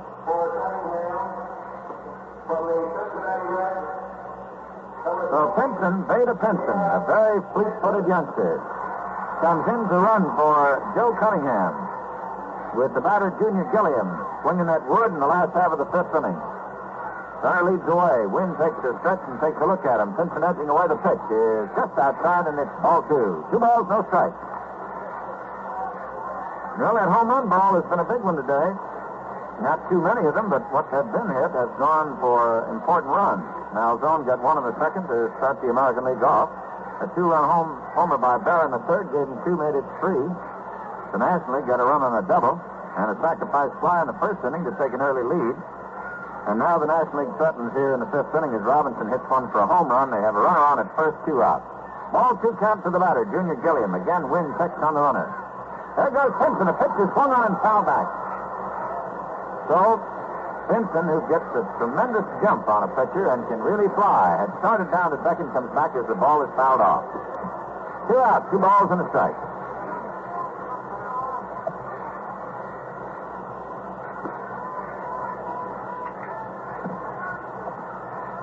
Veda Pinson has had 16 steals on the season so far, so you get an idea of just how fast and elusive this young man is. Wynn is mindful of it, throws over to first, he's back safely again. Stretch now by Wynn, Pinson bothering him a little bit, edges away, 2 balls and a strike. Keeps marking his feet, and Wynn now tips off the rubber. Fans are loving it. All right, once again, Pinson jumps off to a lead. There's Wynn with a stretch. And the pitch coming down to Gilliam, outside, ball 3. 3 balls and a strike as Wynn misses with the curve. Well, Gilliam now steps out. Takes a look down at the third base coach. Pete Reynolds holding against the runner at first base. Pinson now looks into Gilliam, and they kind of exchange the niceties of the afternoon, and Wynn would like to be in on it. Takes off the first time from Yogi Berra. Now takes the stretch, and Pinson edges away. 3-1 pitch is outside ball 4, and the National League has runners at second and first.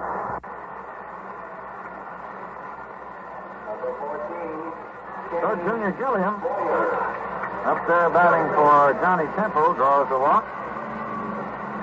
And Ken Boyer, who was a very flashy and big star for the National League in 1956 in Washington, not only with his great defensive play, but with his big bat, is up there now. He's hitless in 2 times at bat. He has not faced Early Wynn. His 2 previous efforts were against the young right-hander, Jerry Walker. So a fast man at second, a speedster at first, and the stretch now by Wynn with the outfield slanted around to the left. The first pitch coming down, a fastball over the outside corner for a strike.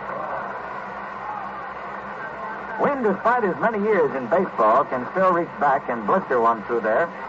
Plus, he's accumulated vast knowledge of how exactly to work with these batters. Stretches once again.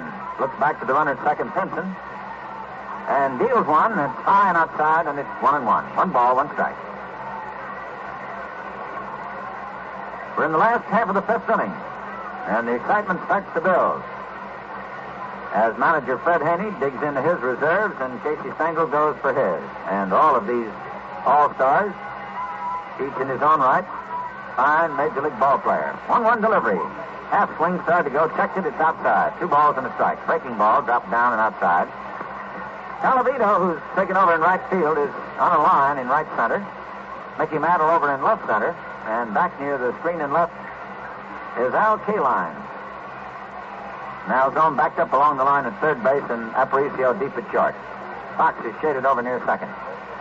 The runners lead away now. Pinson at second, Junior Gilliam at first. And Early Wynn ready with a 2-1 delivery. Deals a strike on the outside corner, and it's 2-2. Got that fastball just above the belt over the outside corner. 2-2 count with 2 out. 2 on, and a big pitch coming up.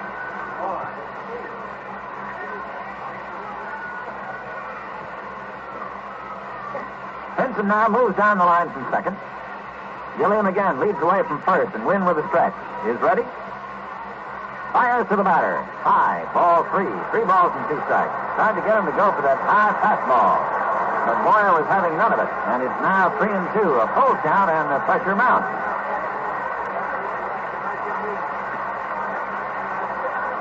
National League fans predominantly here in the Los Angeles Coliseum. About 50,000 of them. And, of course, we're just guessing. Let to go now as Early Wynn takes a look back to the runners, and there they go. The 3-2 pitch is outside ball 4. The bases are loaded.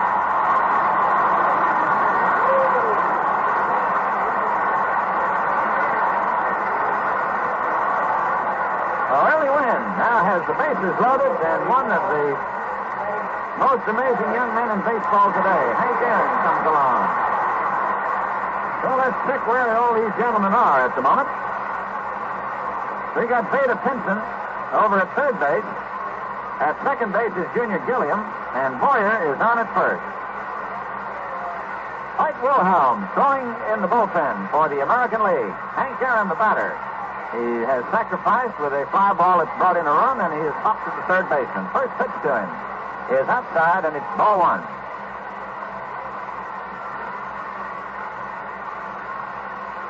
Bases loaded. National League coming up here in the last half of the 5th inning. 4 hits for the American League, 3 hits for the National League, and it's 3-2 with the American League leading. Here's the pitch coming to Aaron. Swings and fouls it off. Back on the screen, and it's 1-1. One of the amazing things about Hank Aaron is this youngster who's been the terror of the National League for so many years with his fine hitting, in All-Star competition has never had an extra base hit. So that, I'm sure, is something of great concern to Early Wynn. He's mindful of it, and he'll be working with extreme caution, but with the bases loaded, how careful can you be? Bases loaded. There's a swing and a ground ball down to first baseman, taken by Pete Reynolds, steps on first, and that's all. As Hank Aaron grounds out to Pete Reynolds. 1 run for the National League on a leadoff home run by Frank Robinson. There were no errors, and 3 men are left on at the end of 5 full innings to score. The American League 3, the National League 2. We're going to have a new battery now as we move into the top half of the 6th inning for the National League. Sam Jones, who has done an outstanding job for the San Francisco Giants, who has won 14 games while losing 10 on the season so far. And his 14 victories equals his best winning year of his career. So now in the National League lineup, we will have Charlie Neal at second base. Junior Gilliam will be at third. Jones, the pitcher. Hal Smith from the Cardinals will catch. And Mickey Mantle will face Jones. The pitch to him, a fastball outside. Ball 1.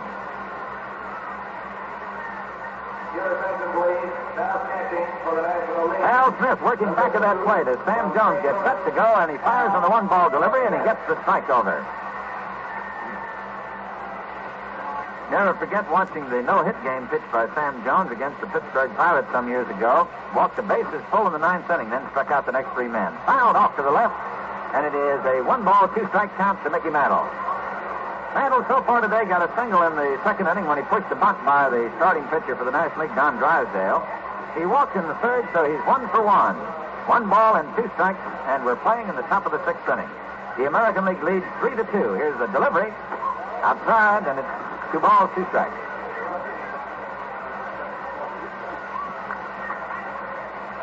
Junior Gilliam at third. Ernie Banks at shortstop. Charlie Neal at second. Frank Robinson at first. The 2-2 pitch. Outside, ball 3. Just missed with that one.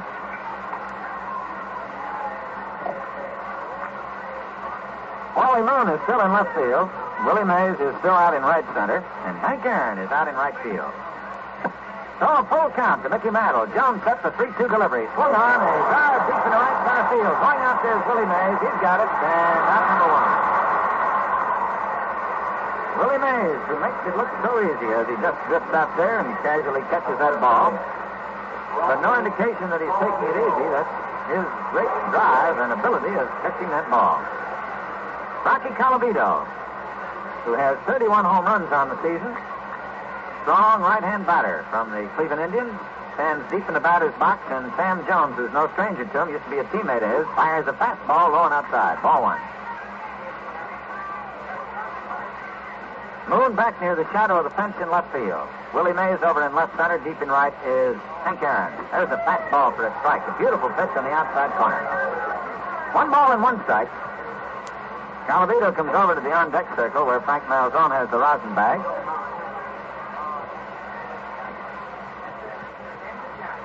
Colavito took over from Roger Maris. Maris was hitless in 2 times at bat, and Colavito's getting his first swing with the bat. Here's the 1-1 delivery. A curve, and he drives it deep to the left, and it's foul. Big souvenir out there for the folks. So it's 1 ball, 2 strikes. Colavito, who has developed a little trademark of flexing his back muscles, pushes his cap back down in there. Sort of draws a bead and points that bat out like a rifle at Sam Jones. Jones ready to throw that arm up there. Here she comes, the 1-2 pitch. A sidearm fastball outside. 2 balls, 2 strikes. Russ could check me on this. I don't think Jones ever comes down with the same pitch to the same batter in 3 times. He really moves the ball around all the time. 2-2 delivery. A strike-free call as he broke a fastball on an outside corner. That ball jumped over that corner, and Colavito took it. So Sam Jones records a strikeout. That's the 8th strikeout recorded by National League pitchers today. Don Drysdale had 5 in his 3 innings. Conley worked 2 and struck out 2. And Jones records 1. There's 2 out, and the batter now Frank Malzone. His home run in the 2nd inning got the American League back into a 1-1 tie. 3-2 American League. The pitch to Malzone. Checks his swing, and the ball drops outside and low, and it's ball 1. 1 ball, no strike.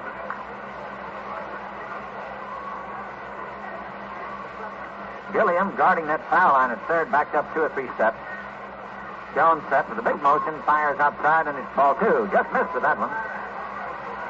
Umpire Bill Summers taking a good look at it. Summers, who took over at the turn of the 5th inning from umpire Bill Jakowski. both about the same size, and of course all of these men in blue who have not only dedicated their lives to baseball, but worked at it every minute. There's a half swing, but it catches the inside corner, and it's strike one. Now, Zone tried to check his swing, but that ball of Jones moved and caught the inside corner. It's 2-1, 2 out, nobody on. 3 runs on 4 hits, no errors for the American League. 2 runs, 3 hits, no errors for the National League. Then some fine pitching here this afternoon. Here's Jones with a 2-1 delivery. There's a fly ball hit deep in the center field. Willie Mays turns. He's driving out towards the fence. Still going back. He's got it. Over the shoulder catch by Willie Mays like a man going out for a football catch. And he makes the catch. And that's all for the American League in the 6th inning. Nothing across. And at the end of 5 1/2 innings of play, or the middle of the 6th inning, the score is the American League 3, the National League 2. You know, I was watching Nellie Fox leave the diamond, and sure enough, he went out of his way to touch third base. A lot of ball players have these little superstitions, and most of them can't tell you why. But there are many things they have good reasons for, and that includes shaving the Gillette way. As Nellie's teammate Louis Aparicio puts it, I never owned a smoother shaving razor than that Gillette Adjustable. It's fast and comfortable. Yes, comfort is the story, for never before has there been a razor like the Gillette Adjustable. You simply turn the adjusting dial to get 9 different degrees of edge exposure and edge angle to fit your exact requirements. Now it's easy to find the setting for you. A turn to the left gives less exposure. Dial to the right for more blade edge. The Gillette 195 Adjustable is a one-piece razor, changes blades instantly, rinses clean fast, and it's sold with this guarantee. We guarantee the finest shaves you've ever had or your money back. You fans have gone so for the 195 Adjustable, you may have a little trouble finding it. However, your store receives a new supply within a few days. In trim travel case with Gillette Blue Blade dispenser, only $1.95.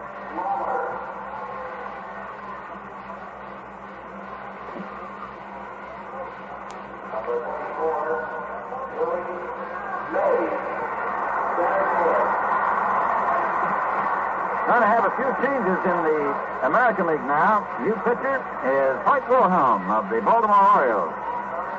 Wilhelm, who spent so many years working over there in the National League, will pitch first to Willie Mays and to a new catcher, Sherm Lawler. Pops up foul. Over near the stands goes Pete Reynolds, shading his eyes right near the foul line. He's got it. Foul ball taken by Pete Reynolds as Willie Mays goes on that knuckleball of Hoyt Wilhelm's and fouls it off for out number 1. Wilhelm has had a rather incredible career with the former New York Giants, now San Francisco Giants. He worked for many years. Was an excellent reliever for them and drifted into the American League. There's bank swing and fouling it off. Back of the screen comes Sherm Lawler. I don't know whether he'll have a chance. The wind might bring it back in. It's out of play. Wilhelm, I guess you could say, reached the height of his career last September 20th when he pitched a no-run, no-hit game versus New York. 1-0. So the American League now facing perhaps one of the most devastating home run hitters in the National League, Ernie Banks, the man with the quick wrist, or as Russ says, as they say over in Chicago, Mr. Everything. Outfield around to the left. Wilhelm gives him the fluttering knuckleball. It's over for a strike, and it's strike 2. No balls, 2 strikes. Next pitch, he fouls it back, and it's count holds, 2 strikes. Some folks say that all Wilhelm really needs to do to get warmed up is to manicure his nails. But that knuckleball really jumps around. And when Hoyt has good control of it, which he usually does, it's pretty tough to beat. He started off this year racking up 9 straight victories. Here's the 0-2 pitch. There's a swing, and he straightens this one out. A fly ball deep in the center. Mantle's back. He's got it. Ernie Banks changing that knuckler to a fastball, but he lines it to the center field in 2 out in the 6th inning. Frank Robinson. 2 down, and Frank Robinson will put the National League within a run of a tie. The American League is leading 3-2. This is the last half of the 6th inning. Robinson hit a home run in the 5th inning. That one came off Early Wynn. He walked in the 2nd inning off young Jerry Walker. The pitch is a fastball. Wilhelm changing up and coming down with a fastball. About 90% of his deliveries are knucklers. Ready now, fires to the right-hand batter. This one way wide. Goes back of Sherm Lawler, and it's 1 ball and 1 strike.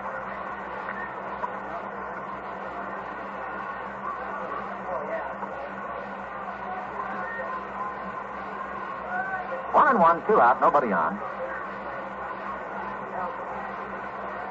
American League leading by 1 run. 3-2 the score. Wilhelm set with the 1-1 pitch. There's a swing, a solid smash back through the box, back out over second. It's a base hit for Robinson.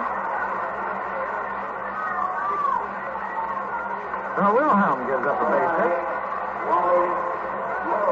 And the hits are now even, 4 apiece. National League got only 2 hits off Jerry Walker, this young 20-year-old right-hander who left the ball game after 3 innings, having allowed only 1 run, struck out 1, and only 2 base hits. Early Wynn worked the 4th, and Wilhelm here working in the 6th inning. Left-hand batting, Wally Moon is up there. Throw over to first, he's back safely. Frank Robinson, the base runner at first.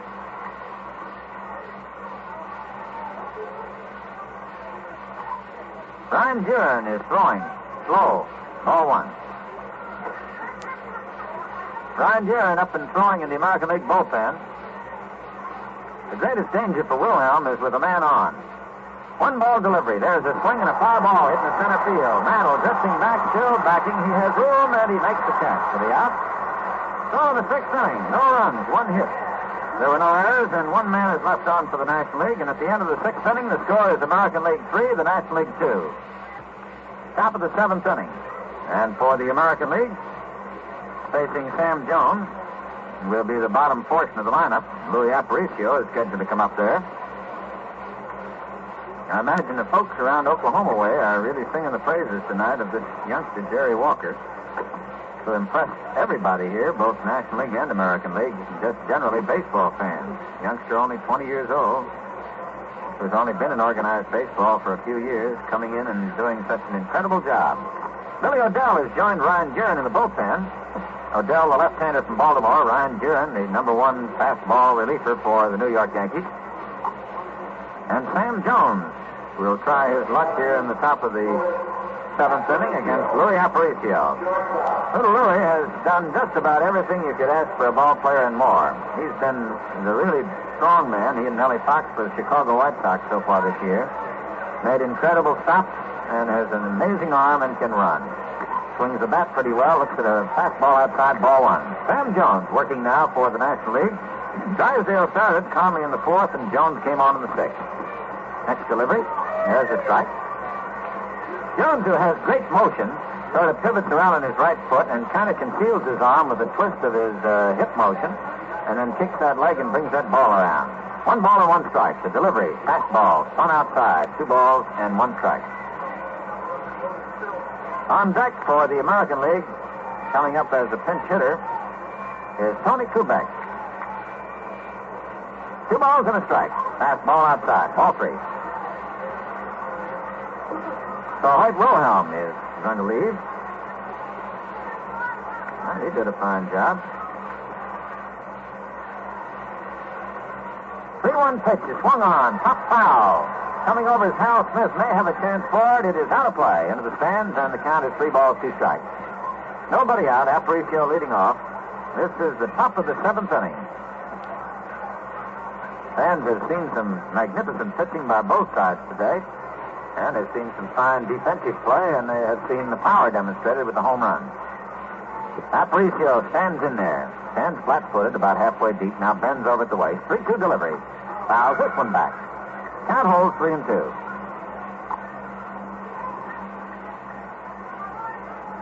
Kubek is just really getting back into shape after a collision with Gil McDougall in a series some weeks ago.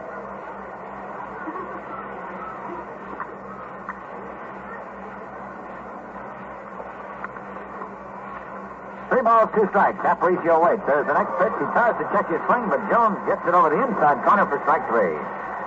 So Aparicio becomes a strikeout victim. And for Jones, that's his 2nd. And 9 strikeouts recorded by National League pitchers. Tony Kubek comes up now to bat for Hoyt Wilhelm. So it'll either be Billy O'Dell or Ryan Duran for the American League in the last half of the 7th. First pitch, a slow floating curve, is a little high and inside. Ball 1. Al Smith of the Cardinals working back at that plate. Sam Jones on the mound, and moving in close at third is Junior Gilliam. Pitch to him. Checks his swing, and it's outside. Ball 2. Gilliam, protecting against a slap on the left side of the infield, has moved to within about a step of the infield grass at third. The outfield playing straight away.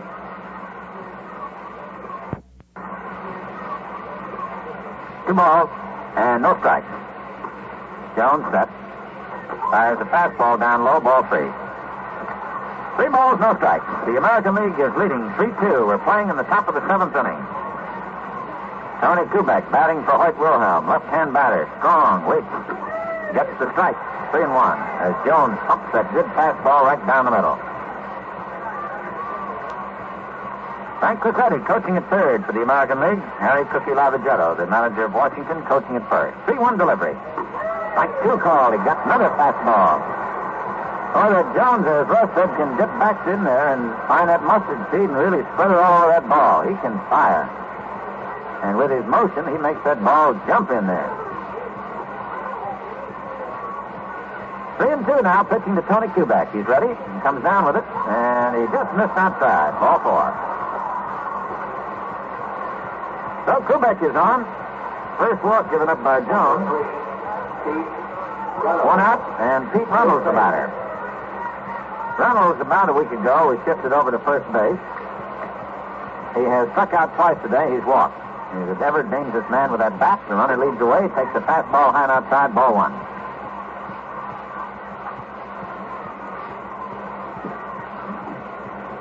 One of the teams in the American League took some slow-motion pictures of Reynolds to show to their batters to show how he concentrates on the ball. Takes the strike, and it's 1-1. They discovered with the slow-motion films that Reynolds looked at that ball and practically could read the signature of the President of the League as it came up there. Really concentrated on it. Throw to first by Jones. The ball gets by Robinson, and going to second is Tony Kubek. The ground rule holds him there as the ball bounced into the stands. Jones just fired that ball over to first. I presume with the San Francisco Giants, the first baseman is probably always anticipating that throw. And Russ nods his head yes. So it'll be charged an error, and the first error of the ball game is charged against the pitcher, Sam Jones, on the throw, which allows Tony Kubek to go to second. Outfield straight away. 1 ball count. Pete Reynolds the batter. 1-1. High with a curve, and it's 2 balls and a strike.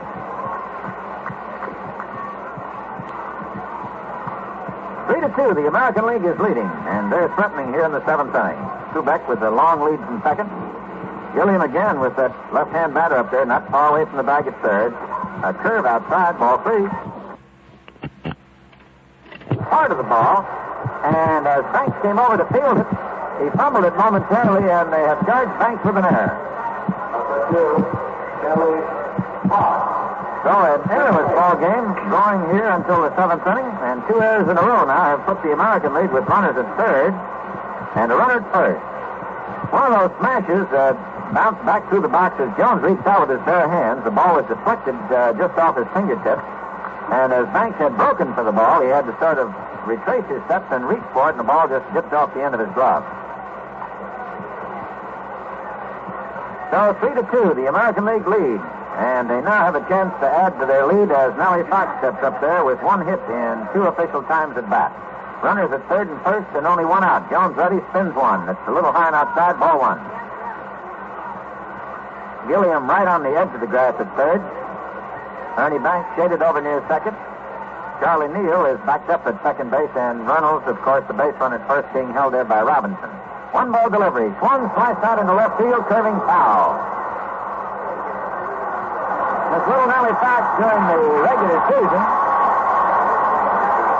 quite a magician with that bat.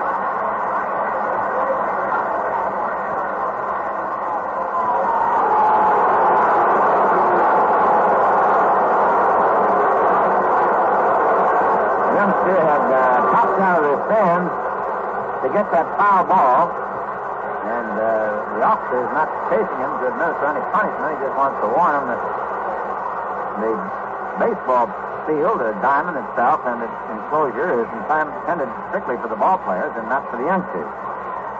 Isn't it? Baseball people don't want them to have a souvenir. They don't want them to get killed if a line drive comes out there and these youngsters are out on the field. 1 ball and 1 strike. The next pitch is high, and it's ball 2. 2 balls and a strike now. Nellie Fox, the batter. American League leads 3-2, and they're threatening to cook something up here with Tony Kubek, the base runner, third, coming down the line. Runnels holding close at first. Jones ready. 2-1 pitch. Swung and lined right back out through the middle. It's a base hit. Runnels holds at second, and coming in to score is Tony Kubek. Fox lined the shot right by the pitcher and right out over second base into center field. And Elroy Pace, who was throwing early in the ball game, is up and throwing for the National League. So Nellie Fox drives in a run with a single. That is hit number 5.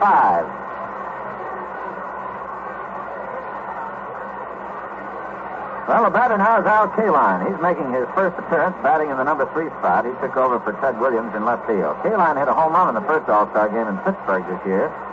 And runners at second and first, and he takes a fastball inside that backs him away, ball 1. Kaline batting .323. Suffered a compressed fracture earlier this year, but has apparently recovered. And he's ever dangerous standing in there. Jones ready, fires down to him. The fastball is thrown outside. Ball 2. Al Kaline of the Detroit Tigers, signed right out of high school, moved right into the big league. 4-2, the American League is leading. This is the top of the 7th. Jones in trouble, delivers. The curve that's knocked over, and it's 2 balls and a strike. Boy, that's a beautiful curveball. Jones starts it right at these right-hand batters, and then it just slants right over. Outfield around to the left. Pete Runnels at second. Nellie Fox at first. There's a swing and a fly ball. Hit into shallow center field. Coming in is Willie Mays. Poised under it. He's got it. Hooked that basket under and made the grab on it. Throws into second base. And we have 2 out. Sam Lawler's up there now. Lawler has certainly been a big Iron Man for the Chicago White Sox. He's taken over for Yogi Berra on the season, batting .265. Lawler very quiet. Stands fairly deep in the batter's box and bends just slightly at the knees. Jones trims the fastball inside, and Lawler backs away. Outfield straight away. 4-2. The American League is leading. 5 hits for the American League, 4 hits for the National League, and 2 errors here in this 7th inning have not helped the National League. Throwing error by Jones, a deflected ball, and an error charge to Banks. Next pitch, he takes a strike, and it's 1-1. Lawler commenting with Al Smith, the catcher, on the beauty of that pitch spun over there by Jones. Sam Jones, known as the toothpick. 1-1 delivery. Fastball. He's strike. A third out pitch. Gets away from Robinson, and the runner's going for third. Pete Runnels digs for third. A throw down to the first baseman, Frank Robinson, hit him on the heel of the glove, bounced away from him, and it'll be another error. Error charged to the first baseman, Frank Robinson. Al Smith threw a strike down there right over the bag. But on the play, Runnels is allowed to go to third base, and that's the third error for the National League. Runners at third and first, and Lawler stands in there. 1-2 pitch to him, a curve outside. Ball 2, strike 2.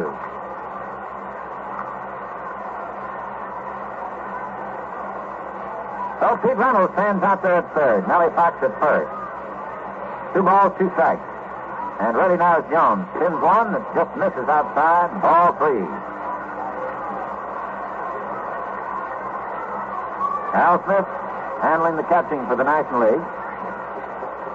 Umpire Bill Summers working back at the plate. Bill Jakowski, who started back at the plate, worked the first 4.5, has moved to third base. Charlie Berry's out at second. 3-2 pitch with the runner going is outside, ball 4, and the bases are loaded. So Sam Jones has given up his second walk. Roy Faith is throwing out there in the National League bullpen, and Mickey Mantle is coming up against Sam Jones. Well, this is a tough situation for Jones. At third base, Runnels. Fox is on second. At first base is Sherm Lawler. And the pitch to Mantle. Fastball over the outside corner, a strike. American League leading 4-2 as the American League starts to pile up some potential runs here. It's 3 men on and 2 men out. Jones ready, fires on the 1-strike pitch. A swing and a miss, and it's strike 2. So that ball dipped.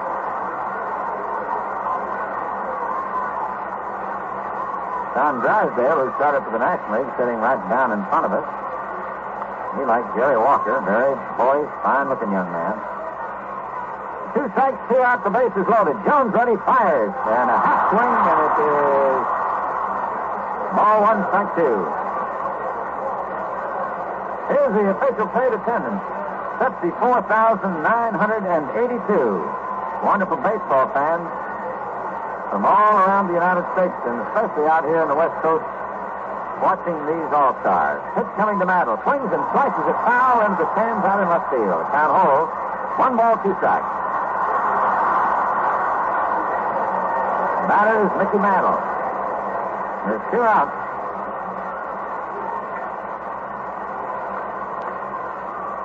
Sam Jones in a very tough spot as the American League tries to break this ball game wide open. Here's the windup. Pitch coming down to Mantle. Swings and he misses. And that is all as Sam Jones strikes out Mantle. His second strikeout of the inning in the 7th inning for the American League. They get a run. They had 1 hit. There were 3 National League errors, and 3 men were left on. So at the middle of the 7th inning, the score is American League 4, the National League 2. Number 2, Now Kaline has moved over into center field, and Tony Kubek has gone out into left. So Mickey Mantle has come out. Odell is the new pitcher for the American League, a left-hander. Fires first, high and outside, ball 1. Right-handed batting catcher, Hal Smith. Dick Gross is starting to throw in the, I guess he's on the on-deck circle. Next pitch, swung on, popped up back at second base. Moving over there is Nellie Fox. Underneath the ball, and on the edge of the grass, he's got it. So Hal Smith up there leading off for the National League last half of the 7th inning. Pops to Nellie Fox, 1 out. your attention, please. Odell working here in the last half of the 7th inning, and we're going to have a pinch hitter for Sam Jones. Dick Gross comes on to bat for Jones. Gross, a right-hand batter, wears number 24. Odell fires a fastball over the outside corner for a strike. On the season, Gross is batting .263.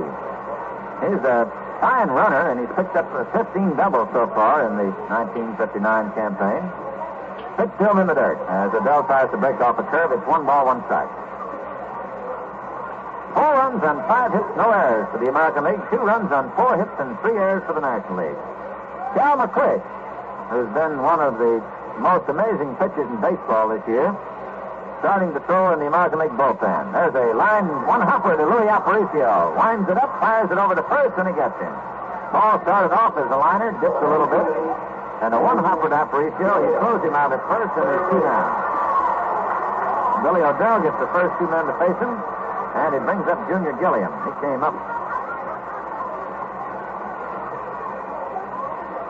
And he will bat in the leadoff spot for the National League.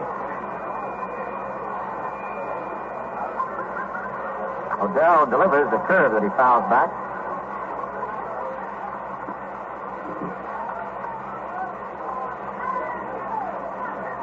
Junior Gilliam. Outfield around to the left. Tony Kubek in left. Al Kaline has moved to center, and Rocky Colavito's in right. With Malzone at third, Aparicio and Fox have played all the way at short and second. Fastball is low. 1 ball, 1 strike. 2 out, nobody on. 4-2, the American League leading the National League.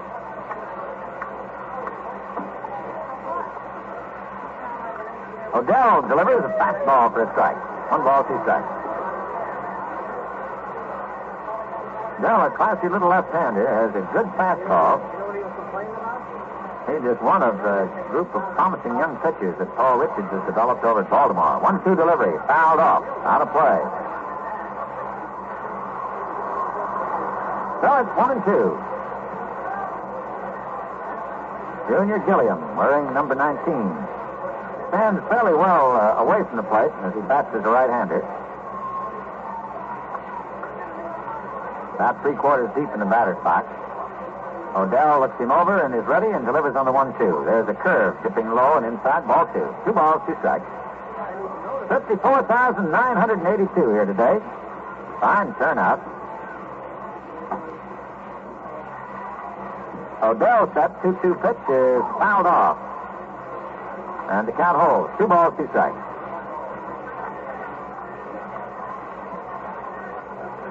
Fans have seen a lot of baseball. And those 2 exciting battles for the pennants in both leagues will resume tomorrow. Odell delivers on the 2-2. There's a swing and a foul. Sent back in the stands, another souvenir, and the count holds at 2 balls, 2 strikes.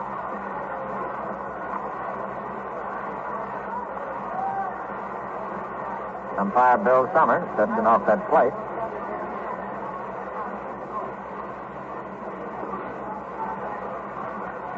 So far in the ball game, the home run hitting and the pitching have been the big stories. There's a curve low, and it's ball 3. 3 balls, 2 strikes. Billy Odell, young left-hander, firing for the American League. Jerry Walker started, worked 3. Early Wynn came on the 4th, worked 2. Wilhelm worked 1. And Odell works here in the 7th. Here's a drive deep in the left field, and it is going over for a home run. Over the left field screen for a home run by Junior Gilliam, and it puts the National League right back into this ball game.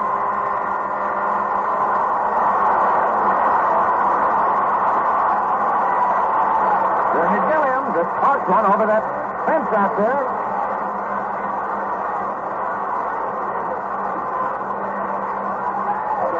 Gilliam has had no previous All-Star record, but he has now as he whacks a home run. And here's Charlie Neal. He has been picking on that fence of late. First pitch to him. There's a ground ball hit down to the third base, and Malzone bobbles the ball, picks it up, fires to first, and he's out at first. Malzone fumbled that ball, picked it up, fired over to Pete Reynolds in time to get the runner. And in the 7th inning for the National League, they get a run on 1 hit. There were no errors, and nobody's left on. And at the end of 7 innings of play, the score is the American League 4, the National League 3. Roy Pace will be the pitcher now for the National League. Drysdale started, Conley in the 4th, Jones in the 6th, and Pace, who has an incredible record of 14 victories, no defeats on the season, has 19 in a row over 2 seasons. Surprising fellow to look at him. Russ, of course, has an opportunity to see him. He doesn't stand too tall. He stands about 5'8". But he's a pretty fancy pitcher. He's ready to pitch to Colavito. Delivers. There's a drive deep in the left field, and it is gone. That one will be about halfway up in the Coliseum.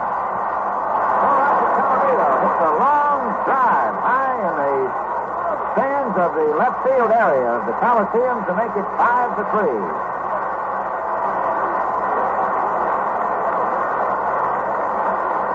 Pace delivered 1 pitch, and Colavito hit it out of here.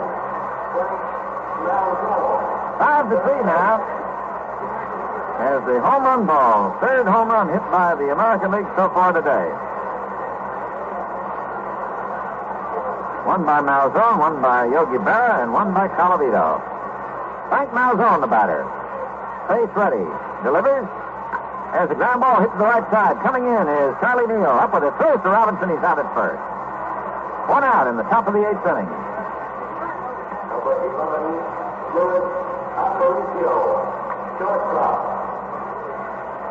Now, Roy Pace, as he prefers to be called, has a big motion for a little man, and it looks like he's really blinding you with his dazzling fastball. He's got a good fastball, but he has a forkball, which I guess acts pretty much like a knuckler, doesn't it, Russ?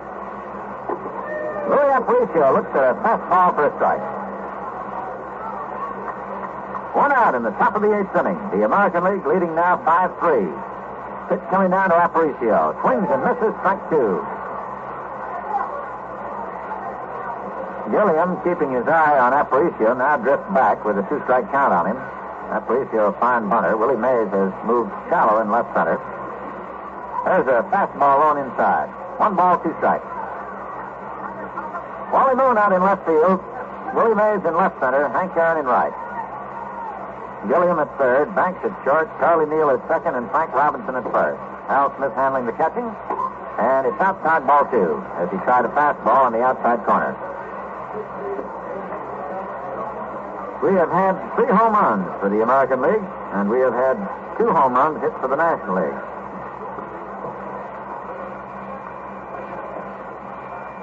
Pace looks him over. Aparicio stands in there. The 2-2 delivery is spun, and it's a fastball outside, ball 3. Hal Smith with the arm cocked, ready to fire. But outside, says umpire Bill Summers, and the count is full. 3-2. 1 out.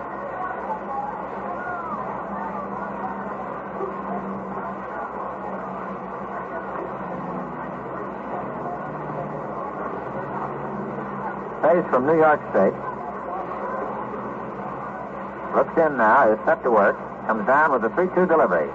Swung on, popped out into shallow right center field. Moving over is Willie Mays. He lets Hank Aaron take this one, and it's out number 2. Oh, the National League has got quite an outfield out there now with Wally Moon in left, and Mays in center, and Hank Aaron in right.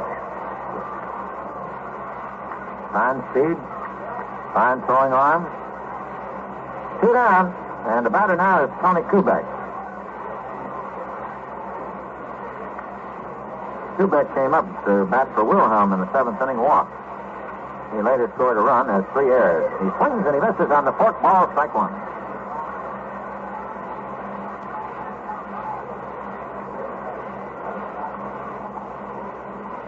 Pace ready. Winds and fires, and it's blown outside. 1 ball, 1 strike. 5 runs on 6 hits, no errors for the American League. 3 runs on 5 hits and 3 errors for the National League.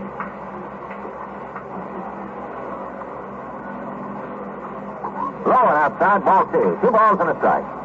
Tony Kubek batting here in the top of the 8th inning.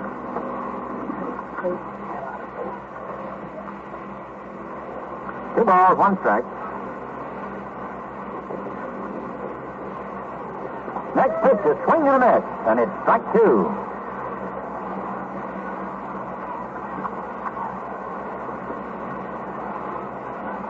2 balls, 2 strikes, 2 outs. 2-2 delivery is a swing and a foul tip hung on to by catcher Hal Smith. So it goes as a strikeout. In the 8th inning, 1 run on 1 hit, no errors, and nobody left. And so at the middle of the 8th inning, the score is the American League 5, the National League 3. Vic Power now takes over at first base for the American League, and Cal McClish has come on to take over the pitching. Cal McClish, representing the Cleveland Indians, also from Oklahoma.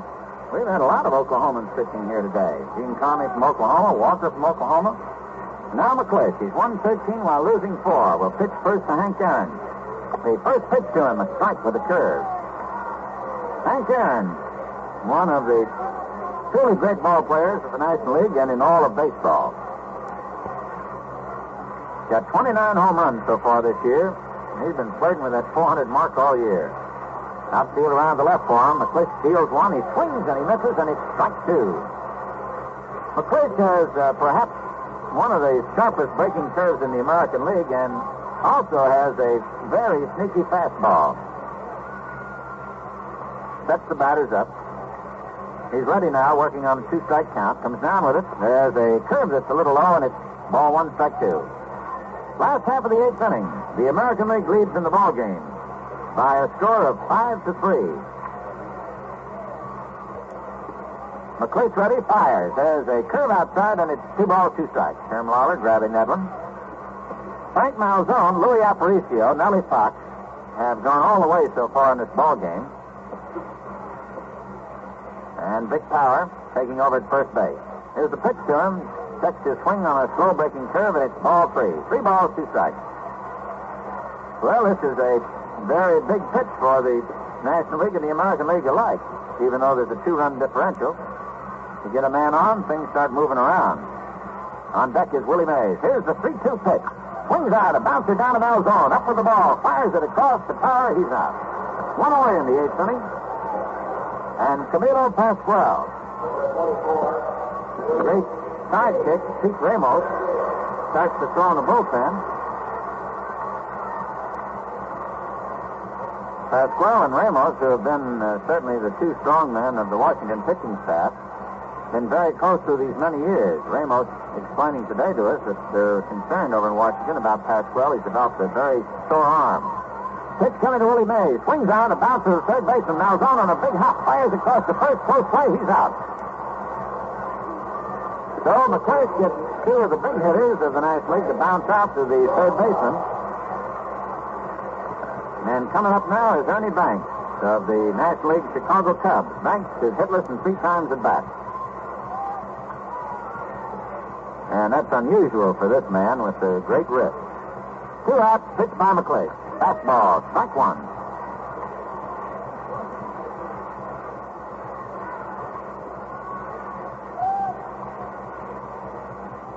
Here's McClace ready. Comes down with a 1-strike delivery. Strike 2 called. Tried to check, but couldn't. Went around.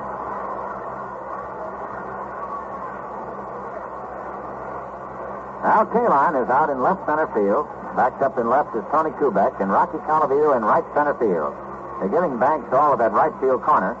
2-strike delivery comes down as he tries the curve and it misses outside. 1 ball, 2 strikes. 2 out, nobody on. Last half of the 8th inning. American League leads the National League 5-3.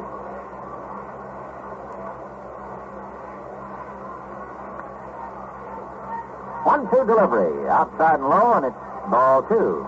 2 balls, 2 strikes.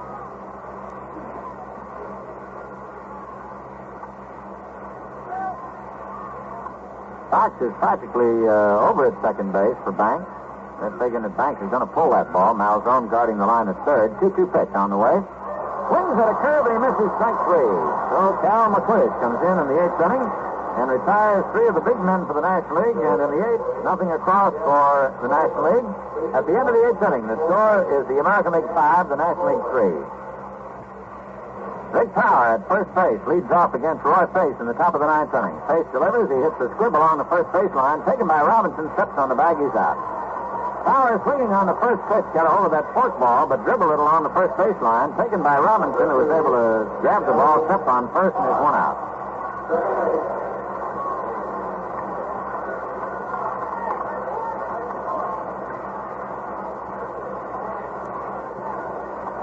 Face came on and worked the 8th inning. Was met by a home run by Colavito, then put down the side in order.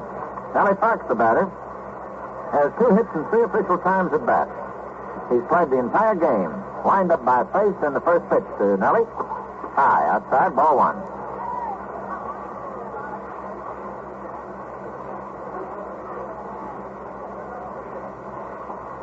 Face looks into Hal Smith, ready to work. Comes down with a 1-ball pitch. There's a swing, a ground ball to the right side. Coming in for it is Charlie Neal. Throws to Robinson, 2 out. 2 up, 2 down. So Face has retired. The last 5 men to face him. And Al Kaline comes up there. Kaline took over for Ted Williams. He's had 1 time at bat. Hit a fly ball into center field. Outfield drifts around just a step or 2 to the left. The American League leads 5-3, top of the 9th inning. Pitch coming down to Kaline. Swings a bouncer along foul. Third baseline. Crissetti makes a nice stop on that one. Throws it back over to Face.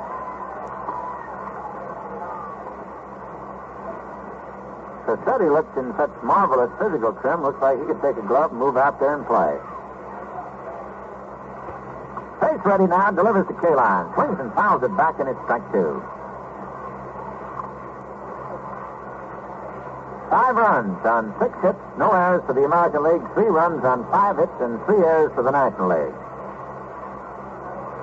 The errors figured only in 1 run being scored. They came all in the 7th inning. Nothing in 2 pitch. Swung on, sliced foul, going into the stands out in right field. Shadows now have started to drift out in the Coliseum, part of the left field area in the shade. But it's been a truly beautiful day in California, as Russ told you, not a cloud in the sky. No balls, 2 strikes. Al Kaline waiting as Roy Face gets set and deals on the 2-strike pitch. He kicks and it's inside. Just a bit, and it's 1 ball, 2 strikes. Sam Waller on deck.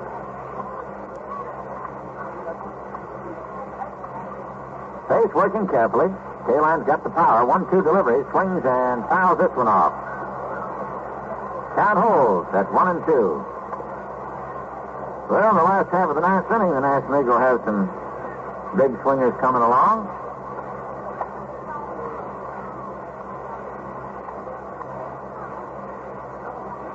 Al Kaline swinging that bat. Here's the 1-2 pitch. Swung on. Foul back. This one coming back out of play. So, Kaline distributing a few souvenirs around.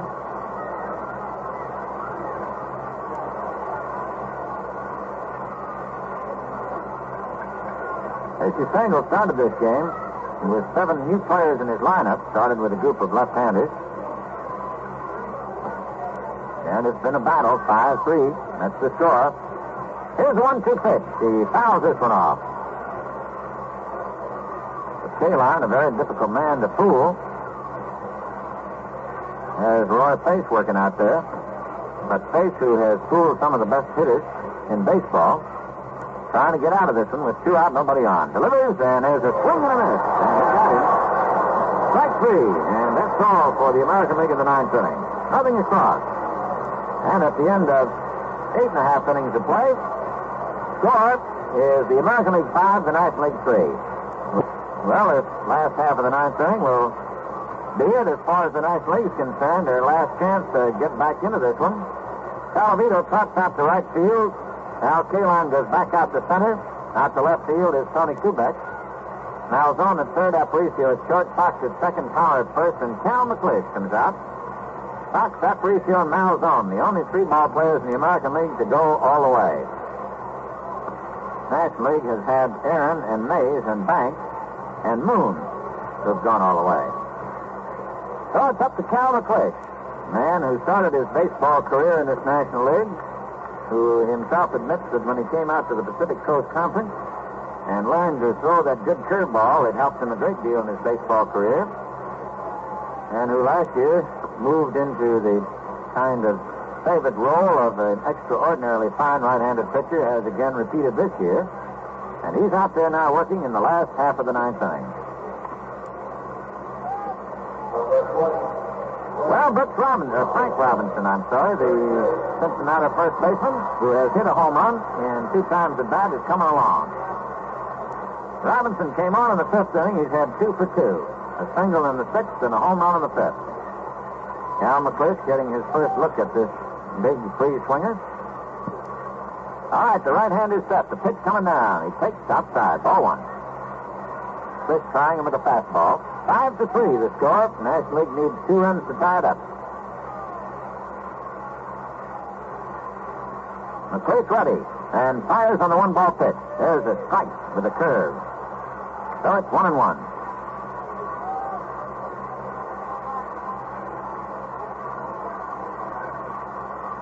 1 ball and 1 strike. There's a smash going through the left center field. It's in there for a base hit, and Frank Robinson opens up the 9th inning for the National League with a single into left center, his 3rd hit of the day. First hit off Cal McLeish. And that evens up the base hit, 6 apiece. National League has had 2 home runs so far today. The American League has had 3. And Wally Moon is up there now, a left-hand batter. Moon has gone all the way, lined into a double play, hit a fly ball to center field in his walk. And Smokey Burgess on deck for Pittsburgh, representing the Pittsburgh Pirates. And we're going to have some activity in the bullpen. Pete Ramos goes to work once again for the American League. All right, the runner at first, Robinson leads away. McLeish is ready to work. The pitch coming down, a swing and a miss on a curve. Strike 1. Well, the National League fans here in the Coliseum in Los Angeles now moving to the edges of their seats as the National League team tries to pull itself together and get back into this one. They trail by 2. McLeish checks on the runner, delivers a curve that's blown outside, 1-1. Jerome Lawler of the American League White Sox handling the catching. McLeish on the mound. Malzone at third, Aparicio at short, Fox at second, and Vic Power at first base. Stretched by McLeish. Look to the runner. The delivery. Ground ball, foul, off to the right, rolling over near the National League dugout. So it's 1 ball and 2 strikes. Nobody out, and a runner at first base.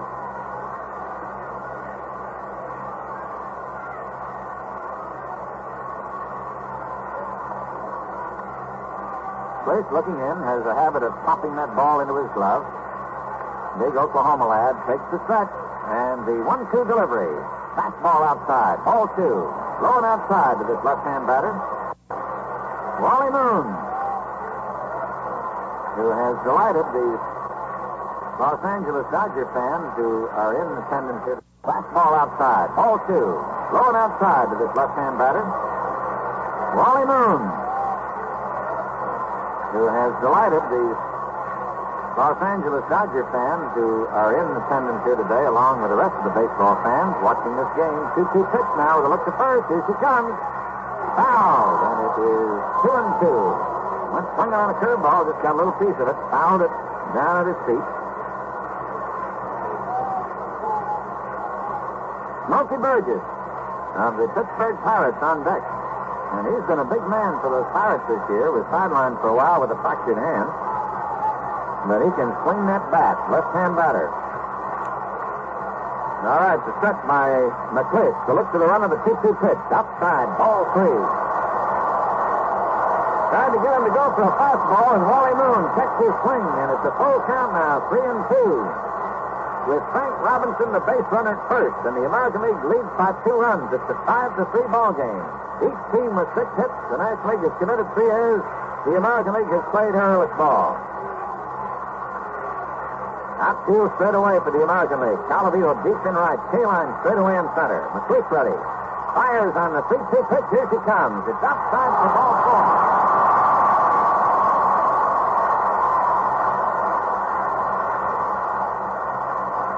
So we have runners at second and first now for the National League.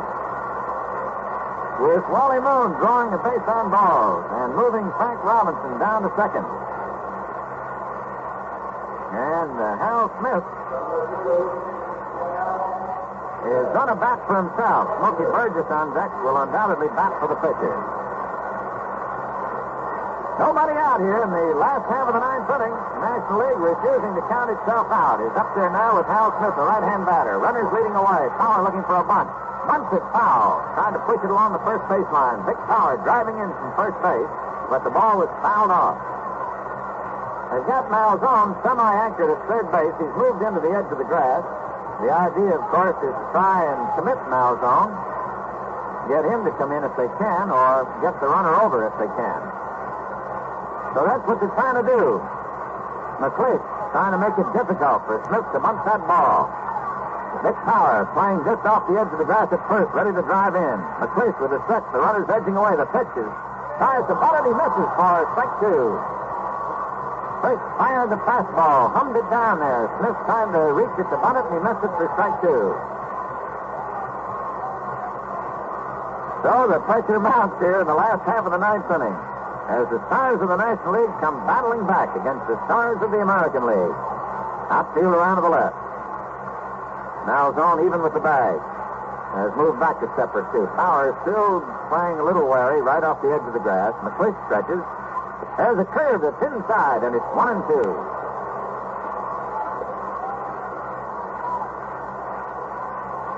This has been a seesaw battle all afternoon. National League went out ahead with a run in the first inning. American League tied it up with 1 in the second. They got 2 in the third, and that's the way it's been going. Here's the 1-2 pitch. It's swing and a miss on a fastball. Strike 3. So McClish gets the strikeout.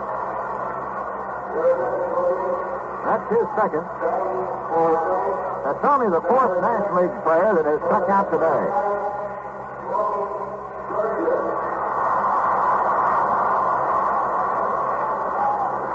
American League players have struck out 12 times. Smokey Burgess coming up. Batting average on the season of .289. Left-hand batter. Outfield playing him straight away. Calavito's over in the corner and right. The pitch coming down to him. Swings out. Ground ball to Malzone. Goes to first with a throw, and he's out at first. He was going to go to second with a throw, but Fox, who had to play deep and between first and second with his left-hand batter, could not get over in time to cover. And so Burgess bounces out, but the runners move up. Runners at second and third, 2 men out. And it leaves it up now to Junior Gilliam. Bud Daly, knuckleball, fastball, fine curveball pitcher from the Kansas City A's, has joined Pete Ramos in the bullpen. So the tying runs are out on the bases. 2 men out. As Smokey Burgess hit the ground ball on the left side, taken by Malzone, who could not throw to second, and had to go to first for the throw for the out. 2 outs. Junior Gilliam hit a home run. Is waiting now as the pitch from McClish comes down. It's a curve that drops low and inside. Ball 1. Gilliam hit his home run as a right-hand batter. He's batting left-handed against the right-hander Cal McClish. Potential tying runs on the bases. Robinson at third, Wally Moon at second. The pitch to Gilliam. Pitch low, ball 2. Second. That's the outside corner. Go ahead, ball 10. 1 ball and 1 strike. That ball really jumped over there. 1-1 with 2 out and 2 on. The pitch swings on. The ground ball right side. Taken by Power. The race for the bag. He's out. It's Power steps on first. So the American League wins the ball game 5-3. And in the 9th inning, no runs, 1 hit, no errors, and 2 men left for the National League. And the final score is the American League 5, the National League 3. Final score, American League 5 runs, 6 hits, no errors. The National League 3 runs, 6 hits, and 3 errors. In a moment, we'll review the highlights of the game for you. Well, it's happened, ladies. They've put an end to the messiest part of a home permanent. Now, new No Mix Tony has a neutralizer that's actually easy to use. The first neutralizer that comes already mixed. No more watery neutralizing like old-fashioned permanents. No more fixing and mixing. No more drenching and dripping. Never again. With new No Mix Tony, there's no powder, no water to mix. Tony's No Mix neutralizer comes pre-mixed and concentrated in a handy little plastic bottle. Just snip off the tip and squeeze. What a creamy neutralizer. It's full of rich conditioning liquids that give you Tony's famous hidden body. And that's what holds any hairstyle like no other permanent can. Get new No Mix Tony. Put hidden body into your hair this new, easy way. It's the first permanent with neutralizer already mixed. New No Mix Tony. Bob Neal, a great job of calling this game, which the American League All-Stars have won by a score of 5-3. 5 runs, 6 hits, no errors. The 3 runs, 6 hits, 3 errors. What a day in the young career of Jerry Walker, who starts in his first big league game, 20 years old, and he is returned the winning pitcher of the day, and the loser will be Don Drysdale. Don was tagged for the long home run by Yogi Berra, which put the American League on top 3-1, and the National League never could quite catch up. Home runs on the afternoon, and there was only one that you could say was not really well tagged, and that was the home run by Frank Malzone early in the game. But real long wallops by Rocky Colavito, Yogi Berra, Frank Robinson, and Junior Gilliam. And this game at one time was just a fantastic dream, really came true, as 54,982 paid their way into the Los Angeles Coliseum to see the American League All-Stars and the National League All-Stars come to grips in a game that gave the fans everything that they came to see. Great managing by Casey Stengel and by Fred Haney as they juggled their forces as well as they could and came out with the type of baseball game that fans will continue to turn out to see. You'd have to signal out Jerry Walker as the number 1 hero, the youngster, but it was a great team victory for the American League, and the two clubs are now even on the season, the National League winning the first one and the American League winning the second game, today by a score of 5-3. This broadcast is authorized under broadcasting rights granted by the Commissioner of Baseball solely for the entertainment of our listening audience. And any publication, rebroadcast, or other use of the descriptions and accounts of this game without the express consent of the Commissioner is prohibited. Well, the second All-Star game of 1959 goes into the record book. And what a great victory it was for the American League. The next event on the Gillette Cavalcade of Sports takes place at Madison Square Garden Friday night. In a 10-round welterweight scrap, Charlie Scott meets Jasper Ortega.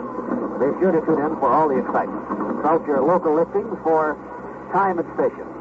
Thanks to our NBC engineer, John Panley. This broadcast was produced by NBC Sports Director Paul Jonas.